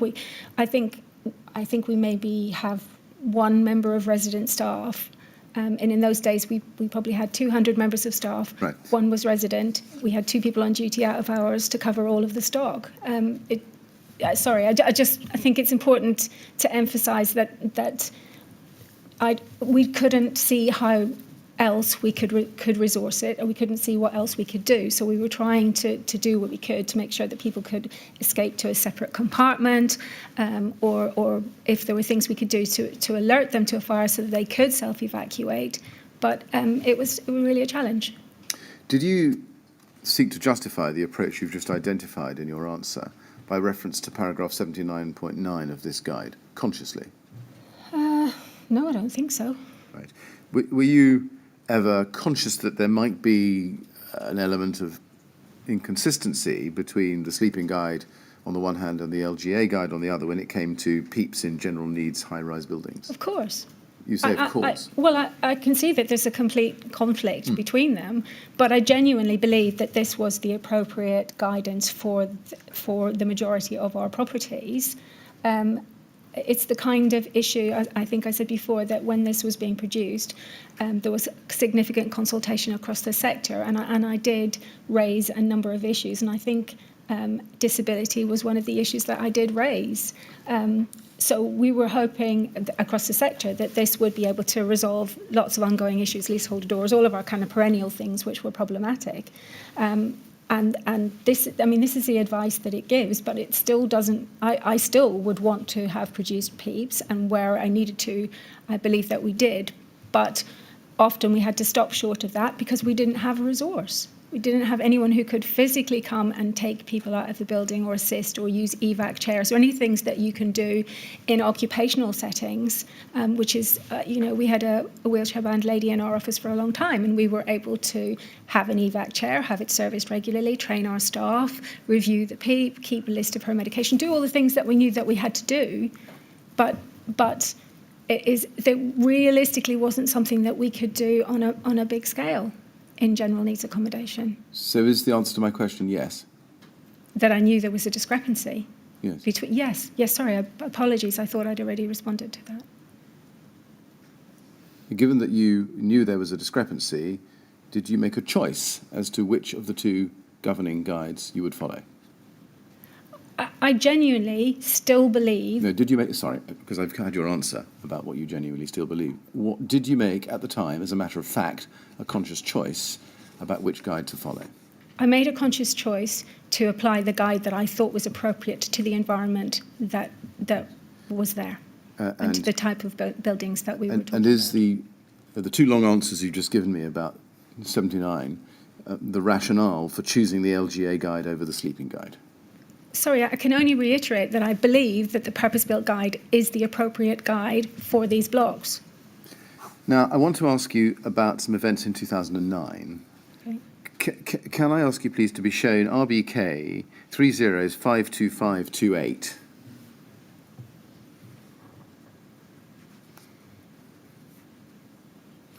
Can you please look... I'm so sorry, I'll wait for it to come up. There it is. Can we look at page 3 in this email run? And you'll see on page 3 that there is an email from you to Robert Black and Liam Good, copy to Lornette Pemberton and Adrian Bowman, on the 17th of June 2009. And the subject is enforcement notice from the fire brigade. And it starts by saying, this is to advise you that the fire brigade informed us this morning that they intend to serve an enforcement notice jointly on us and the council. I'm not sure exactly how this will be worded, but it will relate to our lack of progress with fire risk assessments in the communal areas of our blocks, as required by the Regulatory Reform Fire Safety Order 2005. The background to this is as follows. And then if you look at the point number 2, paragraph 2, you say this. Last year we were contacted by the local fire safety team who requested a copy of our fire risk assessment for Gilray House. We submitted this and then received a letter advising us that the conditions specified in and required by the Regulatory Reform Fire Safety Order 2005 were being contravened. That's in quotations. The specific area of concern was noted as the fire risk assessment not suitable and sufficient, procedures to be put in place in relation to occupants of the building with reduced mobility. This opened up a protracted discussion with Brigade on a whole range of fire safety issues, and I met with fire safety officers in order to try to clarify their requirements. Do you accept that the LFB had recommended that there should be a procedure in place for residents with reduced mobility? Yes. Yes. Now, if we go up the chain, please, to page 1. If you go with me to the bottom of page 1, you'll see that Claire Wise responds to you the next day on the 18th of June, also copied to Adrian Bowman, and she says this: Dear Janice, I have been asked to contact you with regards to your email dated 17th June below. And then it says, I've worked on a project assessing the access to TMO dwellings for the Accessible Housing Register and subsequently made recommendations to the schedule of works to satisfy Disability Discrimination Act requirements. As an aside to this, I've been researching design and management issues relating to provisions for emergency egress of disabled buildings from flats in tall buildings. I'm certainly no expert in this field, but I have found little guidance or legislation relating to the requirements for dwellings and in particular social housing landlords. I may be mistaken, but the Regulatory Reform Fire Safety Order of 2005 provides very limited information in relation to dwellings. And as such, on receipt of enforcement notice, it may be necessary to seek legal advice. And she draws your attention to point 6.1, which states this order does not apply in relation to A, domestic premises, except to the extent mentioned in Article 3110, and that's prohibition notices. And then she goes on to say this. Having said that, there may be duties under the Disability Discrimination Act which states that disabled people are not to be treated any less favourably than a person without a disability.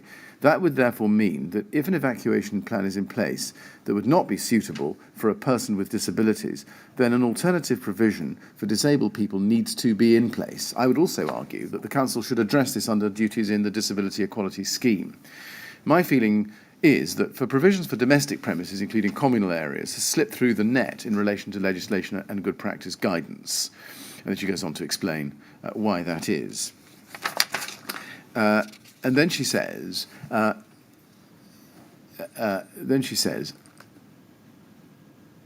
this would appear to be an opportunity for collaborative working with the fire brigade to develop a model that can be applied across the remaining TMO buildings.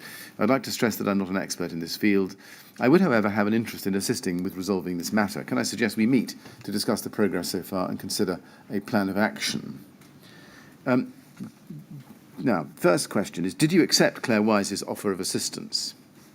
I cannot recall. I believe we did have some further discussions, but I cannot recall. Right. Now, she suggested seeking advice to clarify the TMO's and RBKC's statutory duties, both under the RRO and under the Disability Discrimination Act. Did you seek such advice for the TMO? No, I don't believe so. I thought that related to the enforcement notice. Nonetheless, did you seek such advice? I don't recall doing so, no. Do you know from your own knowledge whether RBKC did? I don't know. Right. Now, she suggests that, as you can see, duties existed under the Disability Discrimination Act to ensure that disabled persons can safely evacuate a building. Were you concerned to find out whether the TMO owed such a duty, and if so, to what extent and how it should go about discharging it? I was always concerned to be doing what I needed to be doing and to maximise people's ability to egress, but yeah, how I was able to go about it was the challenge. Did you take any steps to discover, first, whether the TMO itself owed a duty under the DDA, secondly, if so, what its extent was, and thirdly, how to discharge it to that extent? I don't recall. It's probably work that the policy team would have done more generally across the stock. Right, but you didn't? No, I don't believe I did. Did you instigate such an investigation? I can't recall. Okay. Now let's look on a little bit later in the year, 2009, October. RBK 30477771. These are the minutes of an early progress meeting, 19th of October 2009. We can see that you are there together with Abigail Acosta. She'll come back into the story later on. And also Andrew Furness of Salvus and much more from RBKC. And on page 1, under paragraph 2, can you see that there's a programme? And within the programme, you can see that Grenfell Tower is identified, and it's identified as completed as of 30th of September. You see that? Yes. Yes. And if you go to page 2, you can see under paragraph 4 that there are queries arising from FRA reports. And if you go to 4.3, which you'll need to scroll down to see, bottom of the page, if we scroll down, please, thank you, action, Janice to investigate. And then underneath that, it says this, the report states, at the time of the risk assessment, it could not be ascertained if any residents in the building had any sensory impairments, and it is recommended that the TMO includes an item in their next news sheet advising tenants to contact the TMO if they have any disabilities that might restrict or hinder their ability to react or respond to an alarm. And on the next page, we can see what you say, or what is said, as recorded at this meeting. We do have a green triangle on our housing IT system to flag up residents with vulnerability.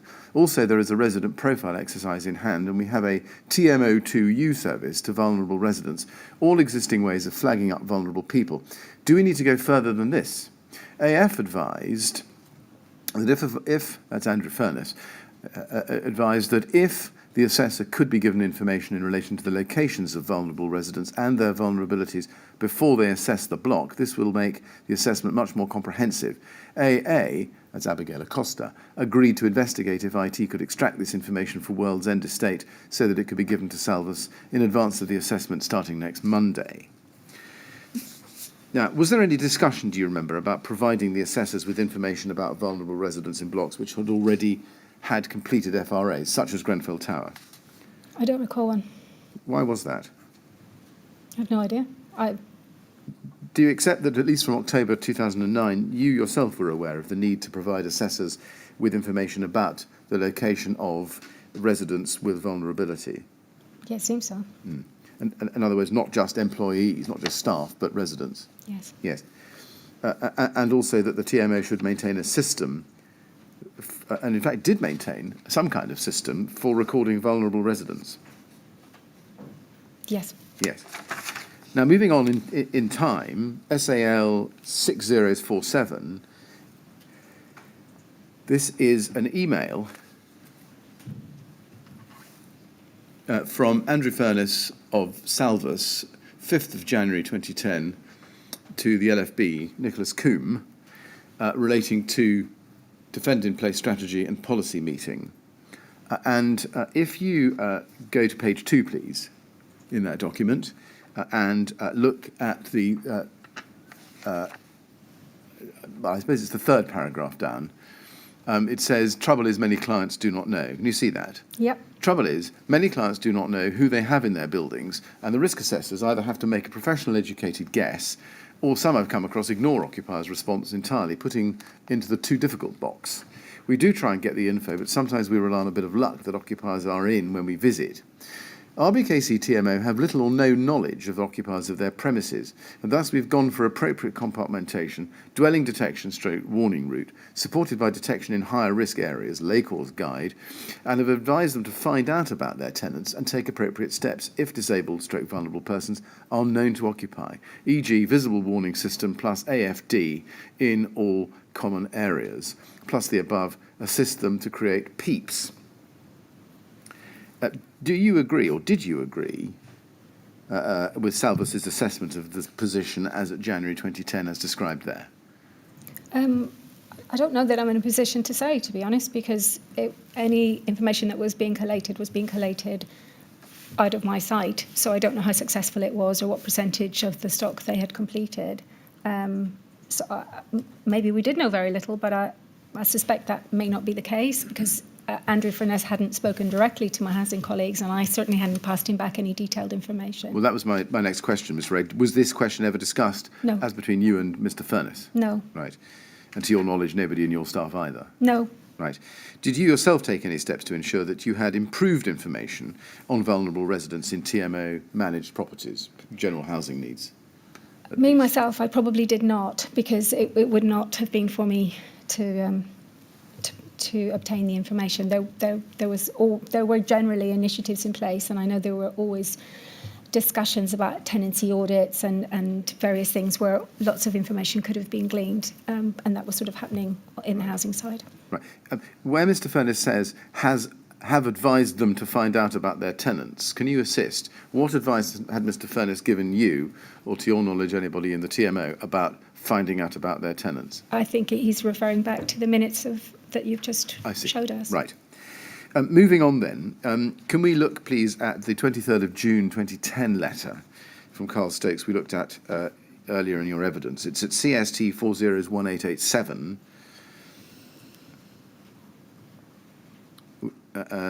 We looked at it, I think, yesterday. You'll recall the topic, the title of the letter, Employee Fire Training Personnel Emergency Evacuation Plans, Peeps, and Lift Maintenance, etc.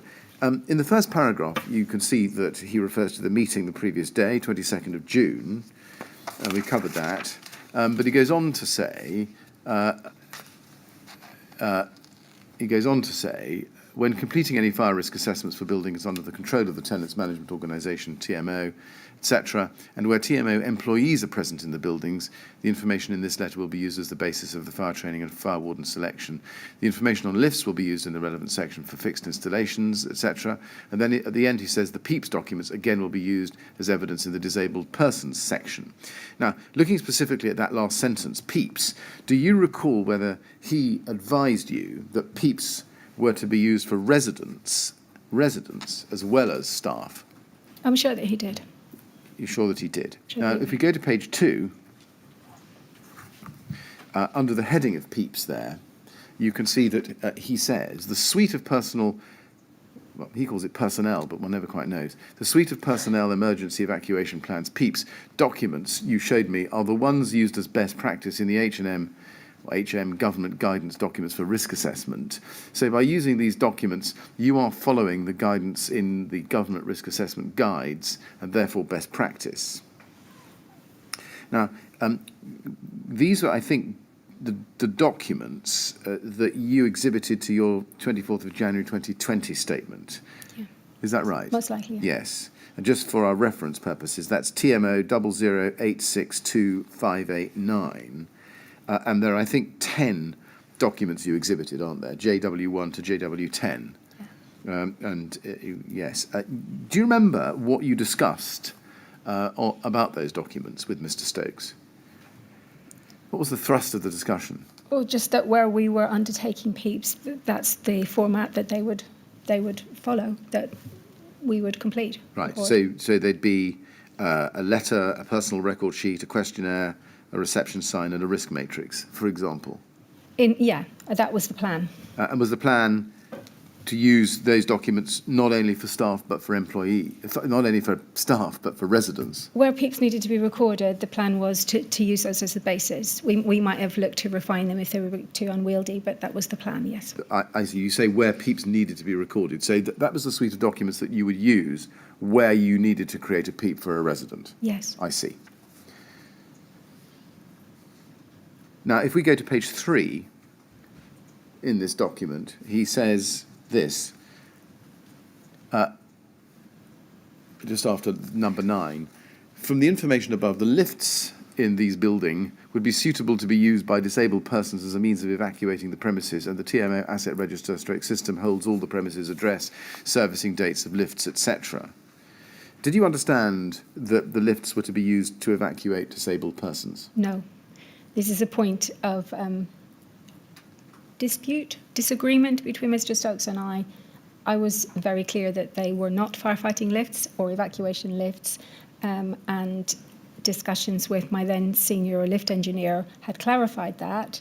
That Robin Callaghan? Robin Callaghan, yes. And that had been conveyed to Salvis and was discussed with Mr. Stokes, but he remained utterly convinced that they were firefighting lifts, and so insisted on still describing them in that way. And I would have sort of raised it with him on a periodic basis, but I would never have used the lifts for evacuation lifts because right. I was not convinced they were of that standard. And I also don't think, from what I've read, that it's really appropriate to use evacuation lifts unless you've got somebody supervising the process. And that was the other difficulty that we had nobody who could be supervising. If I had staff there to supervise the lifts, then they could have participated in assisting people as well. And that was my dilemma. Well, indeed. And you've just given a very clear and unequivocal answer. Why did you not go back and respond to Mr. Stokes' 23rd of June 2010 letter and tell him that that sentence was wrong? We had that discussion on a regular basis, and he was utterly convinced that they had a separate power supply, and therefore I said, but they don't. As I'm sure you appreciate, and as it turns out, maybe not wisely, Robert and I decided that it might be helpful to identify the criteria that they did the qualities that they did have, our lifts complied with a number of the criteria from the required standard. That was in order so we could share that with the fire brigade particularly, so we could say, look, they're not firefighting lifts, but they do X, Y, and Z. And I thought I'd always been absolutely clear that was the case, and always very clear that they don't have a hatch and there are other criteria that they don't have. But Carl remained utterly convinced, and so I think in the end he probably started to make me doubt myself. But I was never going to use them as an evacuation lift because I remained unconvinced that they were firefighting lifts. Well, we'll come back to the subject of lift later in your evidence. Can we move on in time then? CST 403061.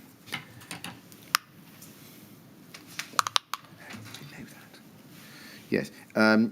This is the 27th of September 2010 letter recording what transpired at the 24th of September 2010 meeting with you. And if we go to page 3 and look at the bottom of the page, you can see there's a heading there, Peeps. Yes. And he records again, by what looks like a cut and paste from the 23rd of June letter, the same text in the first paragraph. And then he goes on to say, you explained, do you see? In the fourth line, you explained that the residents' newsletter carries articles asking any resident to contact TMO if they are experiencing any mobility or sensory problems. And then he says this, TMO have recently introduced a comprehensive programme to gathering information about residents, including any disabilities and their physical ability and mobility, to respond to any emergency situations. This information will be inputted on a TP tracker system and held centrally. The additional information will be used to assess if residents may require additional devices to provide them with early warning of smoke/fire in their home and or development of a personal emergency evacuation plan. Peeps. Yep. Now, he, as you can see, records a summary of the information you gave him at the meeting. Does that accurately reflect what you told him on this subject? I must have been advised by housing colleagues that the TP tracker system was being brought in or in place in order to identify vulnerabilities, disabilities and other information in order to provide a better service to the residents, including in relation to fire safety. Right. So did you explain to him, as he's recorded here, that the TMO would be gathering information about residents with disabilities and physical ability in all TMO managed properties? That's what I've been led to believe, so that sounds like, right. Yes, that sounds correct. So not just to be clear, not only sheltered housing? No. Now, he says that you referred to a residents' newsletter. Was that the Link magazine? Most likely. Right. Did you include that request in Link magazine? In other words, that any resident who was concerned about their ability to respond in an emergency should tell the TMO? I don't believe it was worded. I don't think I explicitly said that, no. The answer to your question is no. I think I would always, when I did any articles in the Link, I would have always encouraged people with any queries or concerns or to contact me. I would have always given my contact details, and we would often have also included fire brigade details in terms of if people wanted, instead of coming to the landlord, go straight to the fire and rescue service, we would have put those details as well, because some people would have preferred to do that and not share that kind of, because I mean that's the other thing, some people didn't want to share that information because it's personal. No, I understand that, but my question is really a systemic one. We have reviewed the disclosure of Link magazine between 2009 and 2012 at the very least, and we see no reference to Peeps in there at all. Okay. Sorry to interrupt, and I will slow down. I was always reluctant to use the term Peeps. I think that's just a bit inaccessible to people, so I would have described it in terms of people who had fire safety concerns or concerns about being able to leave their home or what the guide should be in order to protect themselves and their family. It would have been couched in those terms. I don't think Peeps would have been a term that... Okay. I mean, it looks from what Mr. Stokes has recorded here, as I've read to you, that the TMO's policy at this point was to go out and identify and gather information about residents who had a need for a personal emergency evacuation plan, rather than relying on housing officers or ESAs to bring the information to you. It was sort of a combination of both, really, that they seemed to have a system in place for obtaining the information, but I didn't feel it was appropriate for somebody to give me a list of addresses with people's vulnerabilities because it's personal information. I think it was important that the housing officer who was dealing with that individual and had a relationship with them checked with them that they were happy for me or one of my colleagues to make contact with them. I see. So maybe the word gathering is the source of the problem here. Is this intending to communicate to Mr. Stokes that the programme that the TMO have recently introduced was one of collating such information as was volunteered to it, or, on the other hand, proactively going out and getting it? I believe the way it was conveyed to me that housing management were trying to proactively obtain more information about their residents, about our residents, which would allow us to deliver a better service on all fronts in terms of housing management, in terms of fire safety, and in terms of cleaning services, the whole thing. But people obviously still have the option whether they want to respond to that. So it was proactive, but it couldn't necessarily be assured that it would be comprehensive. Do you remember who it was who gave you the information that we see reflected there, namely that the TMO had recently introduced a comprehensive programme to gather information about residents? I can't recall at this stage. It will have been somebody either from housing management or from the policy team who were perhaps leading on the project. Did they give you a document, a summary of what this system was? Unlikely. Right. Do you know who it was? Or sorry. Would that be speculation? Not I see. now. Now, he refers, as does Carl Stokes, to the TP tracker. Did you provide Carl Stokes with access to the TP tracker at the time? No, I think it would be appropriate for him to have access to personal data. Right. Did you discuss with Mr. Stokes how he could have access to personal data that was perhaps trimmed so that the particularly personal elements could not be seen by him? I don't recall doing that. Or asking the particular residents whether they would consent to their personal information being seen by the fire risk assessor so that he could assess their risk? I don't recall doing that. No. Did you agree with Mr. Stokes that you would provide him with information about residents who were especially at risk in TMO properties? I don't recall that conversation, although I may have done. And the reason I'm asking you that is that Mr. Stokes has said in his evidence that you had agreed to provide him with that information. And he said that on day 137, both at page 70 at line 19 and at 74 at line 14. And he actually says that was specifically agreed with him in September 2010. Is that right? He may be right. I don't recall. I see. Were you in any way reliant on him to identify disabled residents in his FRA work and bring them to your attention?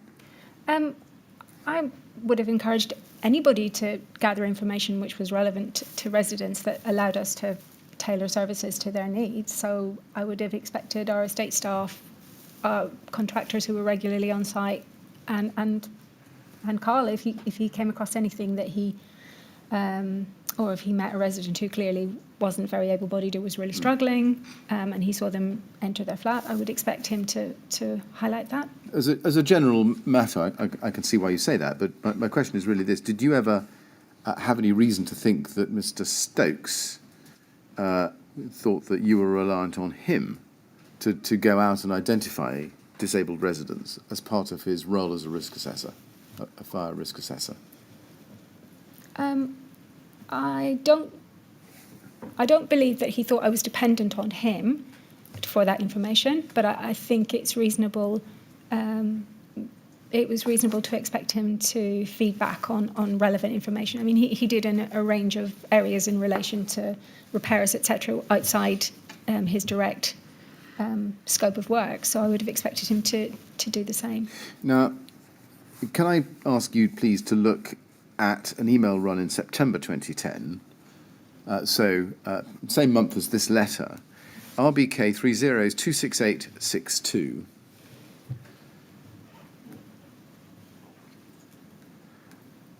And if we look at page 1 at the second half, or bottom of page 1, you can see that this is an email from Robert Black to Jean Daintiff at RBKC, copy to Laura Johnson and you, dated 30th of September. And he says, Jean and Brian, thank you for sending me the attached article outlining the potential conflict for disabled people between fire safety and high-rise living. I feel it is worth reiterating that as we have now completed the fire risk assessments on all of our potentially high risk, which includes all of our high-rise blocks, and in each case the evacuation strategy has been confirmed as being stay put, defend in place. Specifically, the assessments have confirmed that because these blocks consist of purpose-built self-contained dwellings and the compartmentation is good, if a fire were to break out elsewhere in the block, the residents would be safe to stay put. Obviously, if the fire was in their flat, they should evacuate immediately. And then he goes on to say, however, with regard to emergency procedures for disabled residents, we are aiming to produce personal emergency evacuation plans, PEEPs. Specifically, as and when people's disabilities are brought to our attention, there is a need to produce a PEEP to clearly identify what their emergency procedures would be, and if necessary, to fit devices to help give them early warning of fire. In truth, to date, we've only done this in a small number of cases, most notably where residents had no hearing and impaired speech and/or were blind, and we liaised with the LFB to fit the most appropriate detector. However, the fire risk assessments have clearly identified the need for us to extend this work in relation to residents known by us to have disabilities. The FRAs themselves, if we turn the page, the FRAs themselves have sometimes identified individual residents who we should target, and the TP tracker and Big Wow work will clearly identify others. We were planning to work with the new FRA consultant to produce generic PEEPs for larger blocks that could then be personalised to individuals' needs. And now first, do you remember receiving this email? Not especially, but I must have done. Yes. Did Robert Black discuss the TMO's position on PEEPs with you at any stage before sending this response? It's likely that he did. Do you think it accurately reflects the TMO's position on PEEPs as at September 2010? It may have done at that time, but generic PEEPs are not something that I would ever consider. So. Right. Did you or anybody else at the TMO work with Carl Stokes, who by then was or about to become the new FRA consultant, at least for the medium-term programme, to produce a generic PEEP for residents? No, because my impression of PEEPs is they have to be tailored to the individual's needs. And so I just don't think a generic PEEPs is worth the paper it's written on, really. Were any processes put in place to personalise PEEPs to individuals' needs?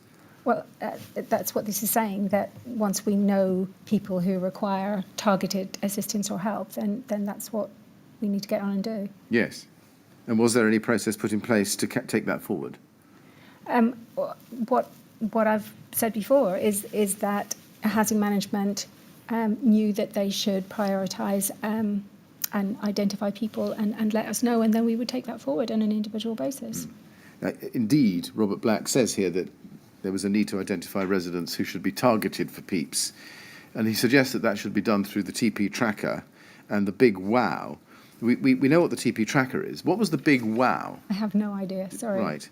You have no idea. When you read this, was it as much of a mystery then as it is today? I think it probably was, yeah. Did you not ask him? I may have done. Right. It may have been, it's possible and possibly likely, when we had resident engagement programmes of activity, they often had a specific TMO get on board, or they had a silly name.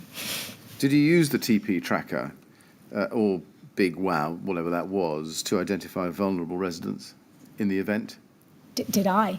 Sorry. Did you? Yes. Did you or your team? No, I wouldn't have had access to TP tracker. I would have been going back to housing management and reiterating the need for them to identify people, because they may have ended up with a great big long list, but actually maybe a smaller number of those people actually needed fire safety advice, guidance, assistance, or ultimately a PEEP. You say you wouldn't have had access to the TP tracker. I don't believe I did. Who would have done? Or who did? I can't say definitively, but it's sensitive personal data, isn't it? So there are data issues. I would think that since the housing officers are the people with whom the conditions of tenancy relationship with residents is in place, then I would think it would be the housing management colleagues. What does TP stand for? Maybe it's obvious, but I can't get I'm it. assuming it's tenant participation, but Right. I don't know for sure. So my question again, who had access to the TP tracker? Okay, and I can't tell you definitively, but my understanding would be that it would be housing management colleagues and possibly also home ownership colleagues. Who were the housing management colleagues? So it would be the housing officers and their managers, people who ultimately, Teresa wasn't around at that time, but people who were ultimately under Teresa Brown's jurisdiction. And how did they report to you or your team? Well, the North team sat just in front of where we sat, so we had lots of day-to-day contact about all sorts of things, and the South team ultimately moved to the South Estate. But we were in regular dialogue with them about all sorts of issues on estates, health and safety issues and fire safety issues. But that team didn't have anything to do with Carl Stokes, did it? No. No. So was there a system or a conduit for information put in place whereby information that came into the TP tracker through the housing management colleagues would be filtered to your team, the health and safety team, so that they could be taken account of when analysing risk in a building and specifically the need for a Peep for an individual? I think the answer to your question is there was no formal system, but there was quite a lot of informal briefing, discussion, reminding, and requests for advice, etc. So there wasn't a formal system. Right. So if Carl Stokes had wanted to know who the residents in Grenfell Tower were who had vulnerabilities in the case of a need to conduct an evacuation of any kind, how would he go about getting it? He would have asked me, and I would have asked a neighbourhood colleague with access to the system. But I'm not confident that that actually happened. That's what should or could have happened, but I'm not confident that was my next question, and you've answered it. Thank you. Yes. Now, fire safety letter to residents. We've talked about link. Let's look at letters. This is TMO 10048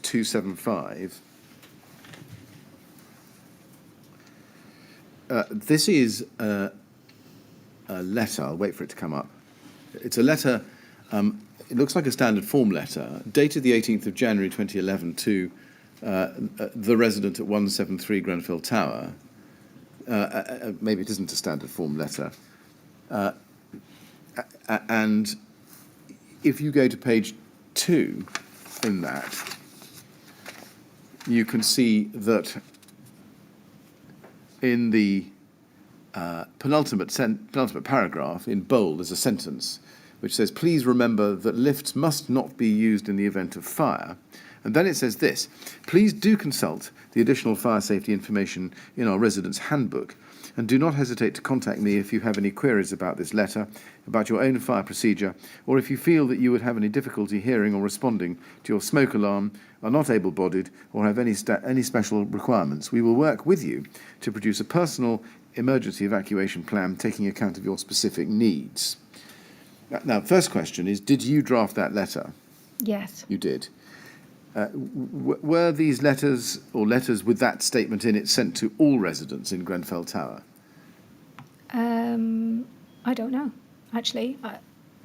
Right. I don't know what the context of this is, sorry. It's possible, but I can't say for sure. The text that you've put in at that last paragraph there, was that a text that you devised specifically for the resident of flat 173 in Grenfell Tower in January 2011, or was it a general text that you were using more widely for communicating with residents across the TMO stock?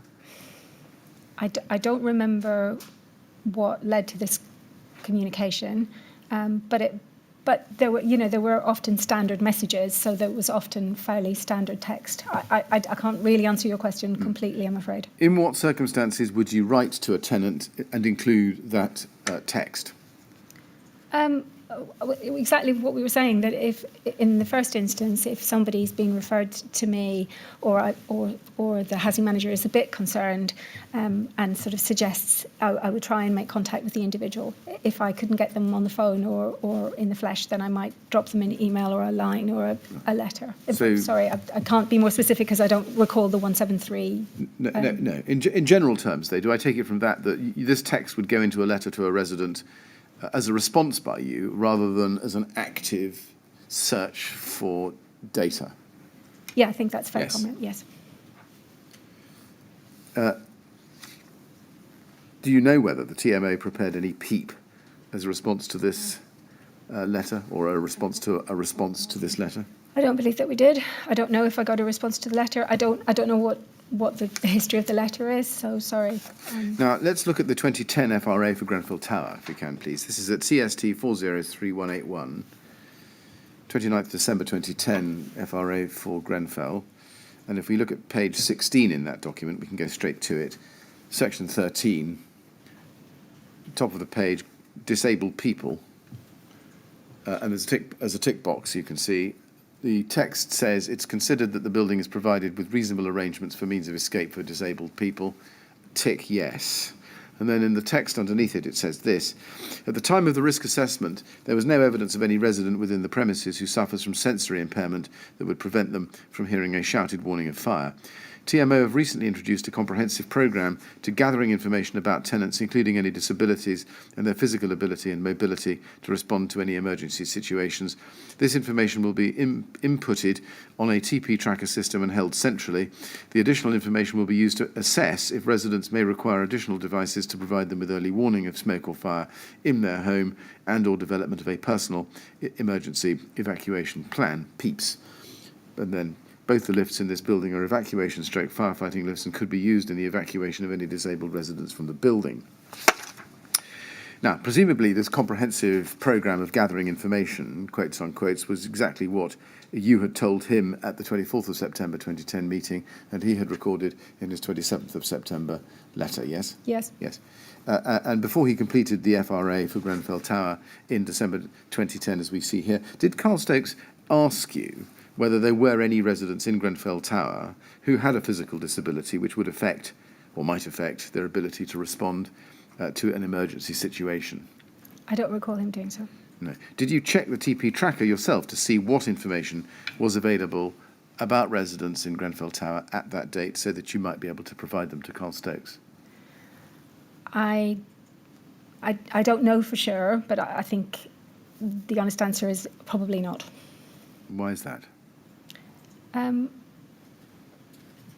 I can't explain, really, because I know to have got the information I'd have had to go through a colleague, so it probably would have stuck in my mind. No, I'm sure I didn't. No. Do you know how it was that Mr. Stokes was aware that there was no evidence of any resident within the premises suffering from sensory impairment? I can only presume that he's basing that on the residents who he saw on the day that he was carrying out his assessment. I don't know whether he had conversations with anybody on site or any on-site colleagues. I'm not sure. Right. Did you know that, in fact, at this time, according to the TP tracker in June 2010, 6 months before, admittedly, there were some 11 residents of Grenfell Tower with a vulnerability? I didn't know. Right. The redacted version of that, just for our note, is at INQ30is14631, but you didn't know that. You should have known that, though, shouldn't you? Yes. Yes. Do you remember reading this section of the FRA? Not explicitly, no, No. but I would have done. Yes. Did you notice, and it was generic to some extent, but did you notice that Carl Stokes only appeared to be referring to individuals with hearing impairments, but no other vulnerabilities such as mobility or sight? Disabilities, their physical ability and mobility. So I think he's covered quite a few, but I appreciate it's a wide church. No, sorry, to be clear, in his first sentence he says there's no evidence of any resident within the premises who suffers from sensory impairment that would prevent them from hearing a shouted warning of fire. Now that's oral, clearly, Yeah. but not visual or mobility, is it? Do you know why he limited his observation to sensory impairment about hearing? I don't. Did you ask him? I don't recall doing so, no. Were you not concerned that he might not have been considering the needs of other individuals who would be referred to as disabled and therefore deserving of a PEEP? I don't think he meant to be as specific as that, and I don't think he was intending to exclude, but I appreciate that's what it says there. But it's odd, isn't it? I mean, on the face of it, it's a very limited approach to disability, isn't it? Well, it appears to be, but as I say, I don't believe that was his approach to disability. I just think it's a poor reflection. I mean, do you accept that, but for the first sentence about shouted warnings of fire, the information that Carl Stokes has included here is essentially a cut and paste from the letter he wrote to you on the 27th of September? Did it make you concerned that the information was not tailored or specific to Grenfell Tower, but was just plonked, as it were, into this FRA the same as it had for all others? I don't think I picked it up at the time. Why is that? Just sheer volume of things that I was reading and things that I was actioning, and it's not an excuse. I should have picked it up. Right. We may come back to that answer in due course as we look at other FRAs. I'd like to ask you next about your discussions with the LFB on the subject of Peeps. Can I please show you RBK 53638?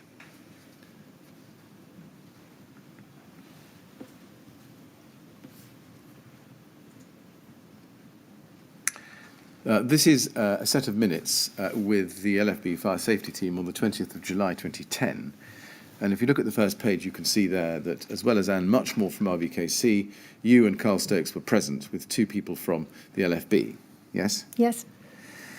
If we go to page 6 of this minute, we can see under paragraph 6.5, allocations policy there. There is a subparagraph 2, 6.5.2, in the middle of your screen, which says this: there was some discussion about how much we know about the vulnerability, disability of the residents in RBKC properties, and Janice advised that we had recently undertaken an initiative to gather more information of this nature. This will allow us to establish where individuals require a Peep. What was the initiative that you were referring to there? Well, I don't know whether TP Track has been superseded by something else. Sorry, I can't say at this stage. I know that housing management regularly were looking for more effective ways to gather the information. I don't know if they were still on TP Track or they've moved to tenancy audit. I'm sorry, I'm not clear. 2011. This time, it's pretty clear, if this minute is accurate, that what you were telling them that you had a recent initiative to collect more information, not merely to collate it internally. Yes. Yes. Presumably that collection initiative did not depend on residents volunteering information, but instead the TMO going out and getting it? Yes, I believe it would. I mean, I think all of these initiatives that the housing management team put in place were about being proactive, but residents still don't have to provide it, so it's still not necessarily comprehensive, is all the point I'm making. But yeah, we weren't requiring people to write in and volunteer the information, but they still had to want to provide it. What was the system whereby the TMO was gathering more information about people's vulnerabilities? So I can't add anything to what I said earlier. I know housing management colleagues regularly were looking at most effective ways of obtaining that information, and I'm not clear in 2011 which system that was that I was referring to. For your information, the TP tracker was still in place at that time. Okay, well, it might have been that. Sorry, I can't tell you for sure. This is in July 2011. We'd seen that you told Carl Stokes in September that there was the TP tracker in place. If it's the TP tracker, then it's not so recent, but maybe it's the same system. Can you help with that? No, I can't. It may be. I'm sorry, I can't. Can we take it from the minutes that you did at least tell the LFB that the TMO were in the process of gathering more information about vulnerable and or disabled residents? That's what they say. That's what it says. And that you would prepare Peeps for such residents where necessary. Where yes? necessary, yes. Yes. Were you aware of how much information had actually been gathered thus far by July 2011? No. And this note suggests that the TMO would proactively identify residents who required a Peep. I think you've accepted that. But there's no mention here, is there, that a Peep would only be prepared if a resident required assistance from the TMO? No, that's not how it's worded, yeah. No. So do you accept that, looking at this document, the LFB might reasonably have believed, and indeed RBKC might reasonably have believed, that the TMO was proactively identifying vulnerable residents in general needs accommodation for the purposes of deciding whether a PEEP was needed for that person? Well, yes, that's what it says, isn't it? Yes. Now, you had a further meeting with the LFB 2 months later, on the 26th of September 2012. 14 months later, on the 26th of September 2012. Can we go to the email about that? It's at TMO 00863422.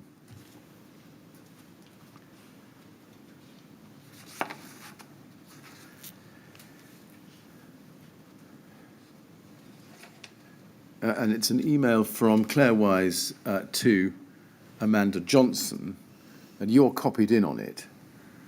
And it says, "Hi all, Janice and I met with London Fire Brigade this morning. I thought it would be useful to summarise our discussions on sheltered housing."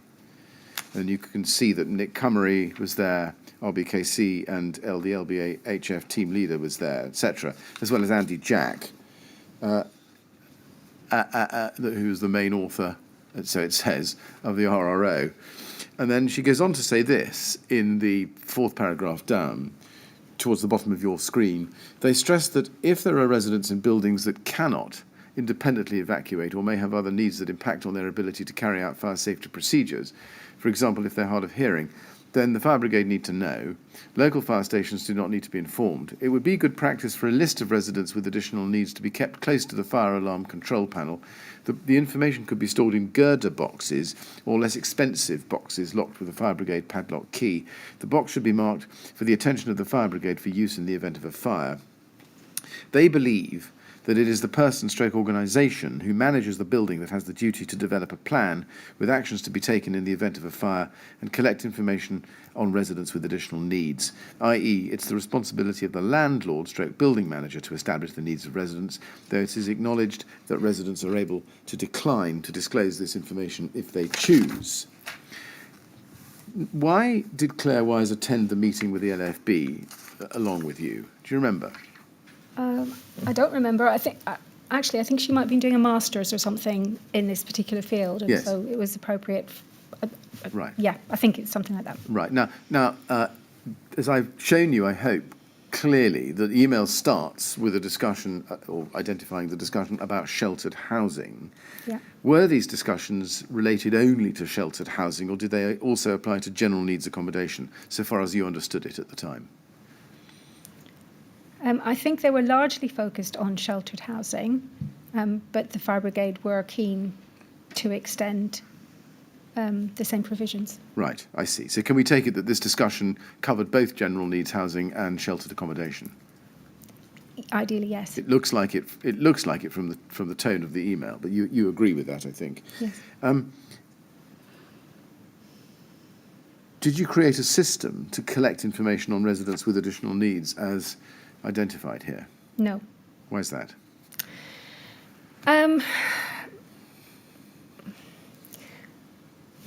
I think this is what the fire brigade were aiming for, but it wasn't actually what generally they were introducing. I think our anxiety was always about having the ability to keep information. If we'd had a box locally in every block with information, that's quite substantial. That's a paper document that needs to be updated on a regular basis because people's capacity is changing all the time. I think we just saw that surely there would be a better way of doing it. Is it something that we could do electronically? So we didn't practically do it in terms of hard copy documents, and I think we pondered how we'd be able to do it electronically, and then I don't think we ever discussed it with the fire brigade again, unfortunately. Now, the LGA guide had been in place by this time for about a year, hadn't it? Do you remember whether at the meeting you argued with the LFB, based on the LGA guide, that you didn't need to put in place PEEPs for your residents in general needs housing? No, I don't recall doing so. No, it doesn't look like you did. Does that tell us that you weren't particularly reliant on that as the basis for not producing Peeps?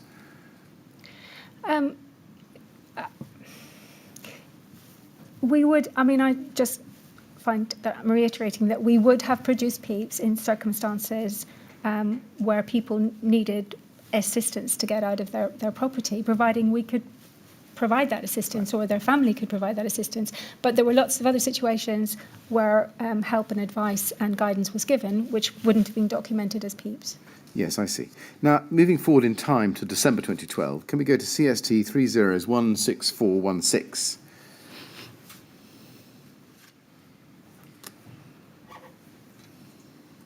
This is an email from you.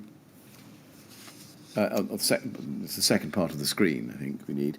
It's an email from you to Carl Stokes. He's redacted out for some reason, but and what you are doing, just work with me with this. It's not easy to see. Is sending him an email on the 3rd of December, and underneath the date it says for info received this late Friday. Haven't even read it yet. J. And then immediately after the exclamation mark, sorry, J is you. Then it says from Nicholas Cummery, London Fire Brigade, and then you've got the email the 30th of November 2012. Yes. Yes, and what's happened is it's all become crunched up together, but it looks like you're forwarding to Carl Stokes on the 3rd of December an email you got from Nicholas Cummery on the 30th of November, which was late Friday evening. Right. And it's to you, and the subject is LFB Sprinkler Initiative. You see that? Yes. Now, he goes on to say in the third line of that email, as part of this communication, we would like to include a list of 10 suitable premises within each borough which LFB consider would benefit from installation of AFSS, that's automatic fire suppression systems, due to risk factors of the inhabitants. Using the attached appendices, I am to assist the LFB borough commanders for H and F and K and C with this identification process. Could I please request your assistance to identify suitable vulnerable persons in local authority premises? My current deadline is 20th of December 2012. Thank you very much. And if we look at the response to that, from Carl Stokes to you at the top of your screen, 3rd of December, so same day, about 25 minutes later. Carl Stokes says this: thanks for this, Janice. I would say you have nobody that this refers to, because if you had, you would have undertaken a Peep for them and implemented any findings which would have included additional fire safety measures. If you identify anybody now, questions like why were they not included in the building's FRA spring to mind. A good response, I believe, would be, thank you for this information. If we find anyone in future, we will let you know, and I will pass this on to the person who oversees our list of persons who this may be applicable to. Carl. First, why were you forwarding this email to Carl Stokes? Because generally it was helpful for him to know about dialogue we were having with the fire brigade, so that if it impacted on his fire risk assessments or his approach to them, or if the fire brigade had changed their policies or procedures, then he needed to be aware of that. Did you speak to Carl Stokes on the telephone about this before he responded to you by email? I don't recall.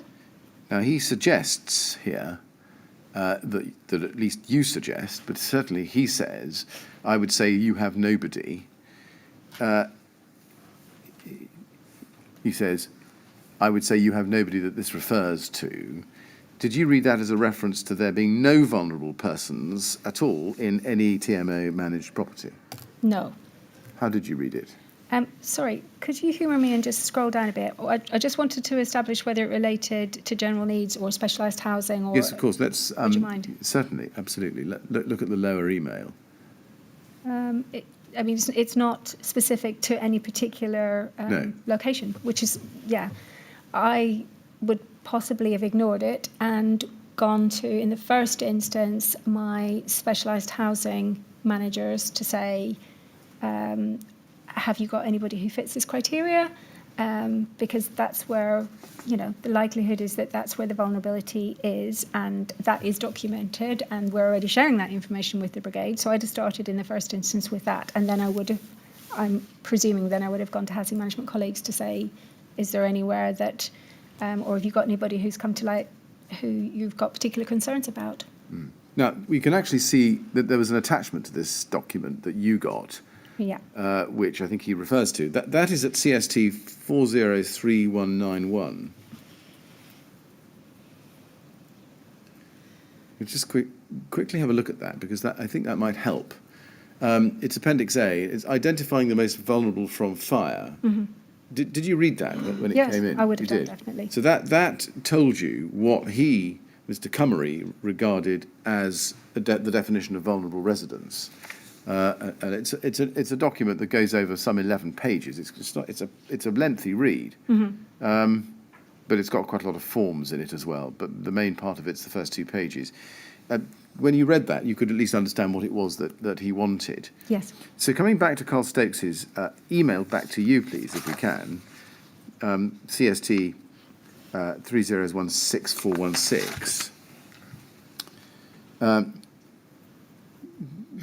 Can you explain why Mr. Stokes thought it appropriate to advise you to say that you have nobody that this refers to? No, I can't. I mean, clearly you couldn't agree that there were no vulnerable residents in the whole of the... No, I couldn't, and I wouldn't. No. No. Were you not concerned by Mr. Stokes's attitude, as reflected by this email? I can't recall. I mean, as I read it now, it seems a bit bizarre, to be honest. It's concerning, but I think it's a strange response. Well, it's more than concerning, with great respect, isn't it? He's suggesting that you tell the LFB a lie.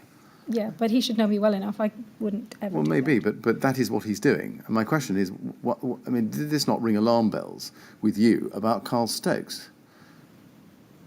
I don't remember it doing. I think I would have just gone off and done what I thought was the right thing to do. I'm sure I would have. Yes, and can understand that. But my question is whether is really about the depth of your concern when you received this document.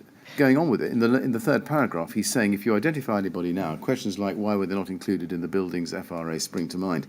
Why was that a question which then did not spring to mind to you at that point? I feel it quite likely that I spoke to him on the phone on receipt of this, because that would normally have been my practice. Because actually, from my perspective, that's irrelevant. If we find people now, then we amend the FRA to reflect that. It's finding them that's important, not that they weren't known before. So I'm sure I would have discussed it with him and gone ahead and done what I thought was the right thing to do. Right. It looks, on the face of it, do you agree that he was more concerned about questions being asked about his FRAs than about actually getting on with what Mr. Cummery was suggesting and identifying vulnerable residents in TMO stock? We did have one similar exchange, actually, on a different matter, where I felt like he had taken the wrong end of the stick. It was about Adair Tower. Sorry, my question again. Yeah. Do you agree with me that on the face of it, he was more concerned about being asked difficult questions about his FRAs rather than actually getting on with identifying vulnerable residents in the TMO stock? From what it says here, then that's what it looks like. Did you have a telephone conversation on receipt of this document? I'm sure I would have, but it was 2012, so I can't definitely say that I did. I'm absolutely sure I would have, but I can't remember it. Right. And would this document, or this email, not have rung an alarm bell with you about Mr. Stokes's integrity?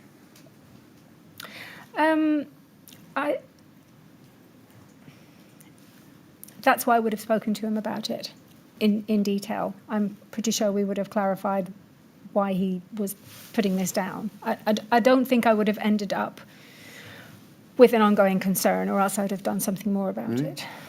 Didn't you just ring him up and tell him that this was a completely outrageous suggestion and there was no way you were going to mislead the LFB in this way? And I very likely did. Right. Mr. Chairman, is that a convenient moment? Yes, I think it is. Thank you very much. Well, it's time we all had a break, Miss Wray, for some lunch. So we'll take that now. We'll come back and resume, please, at 2:00. And again, please don't talk to anyone about your evidence while you're out of the room, all right? Thank you. Good. Thanks very much. We'd like to go to the usher then, please.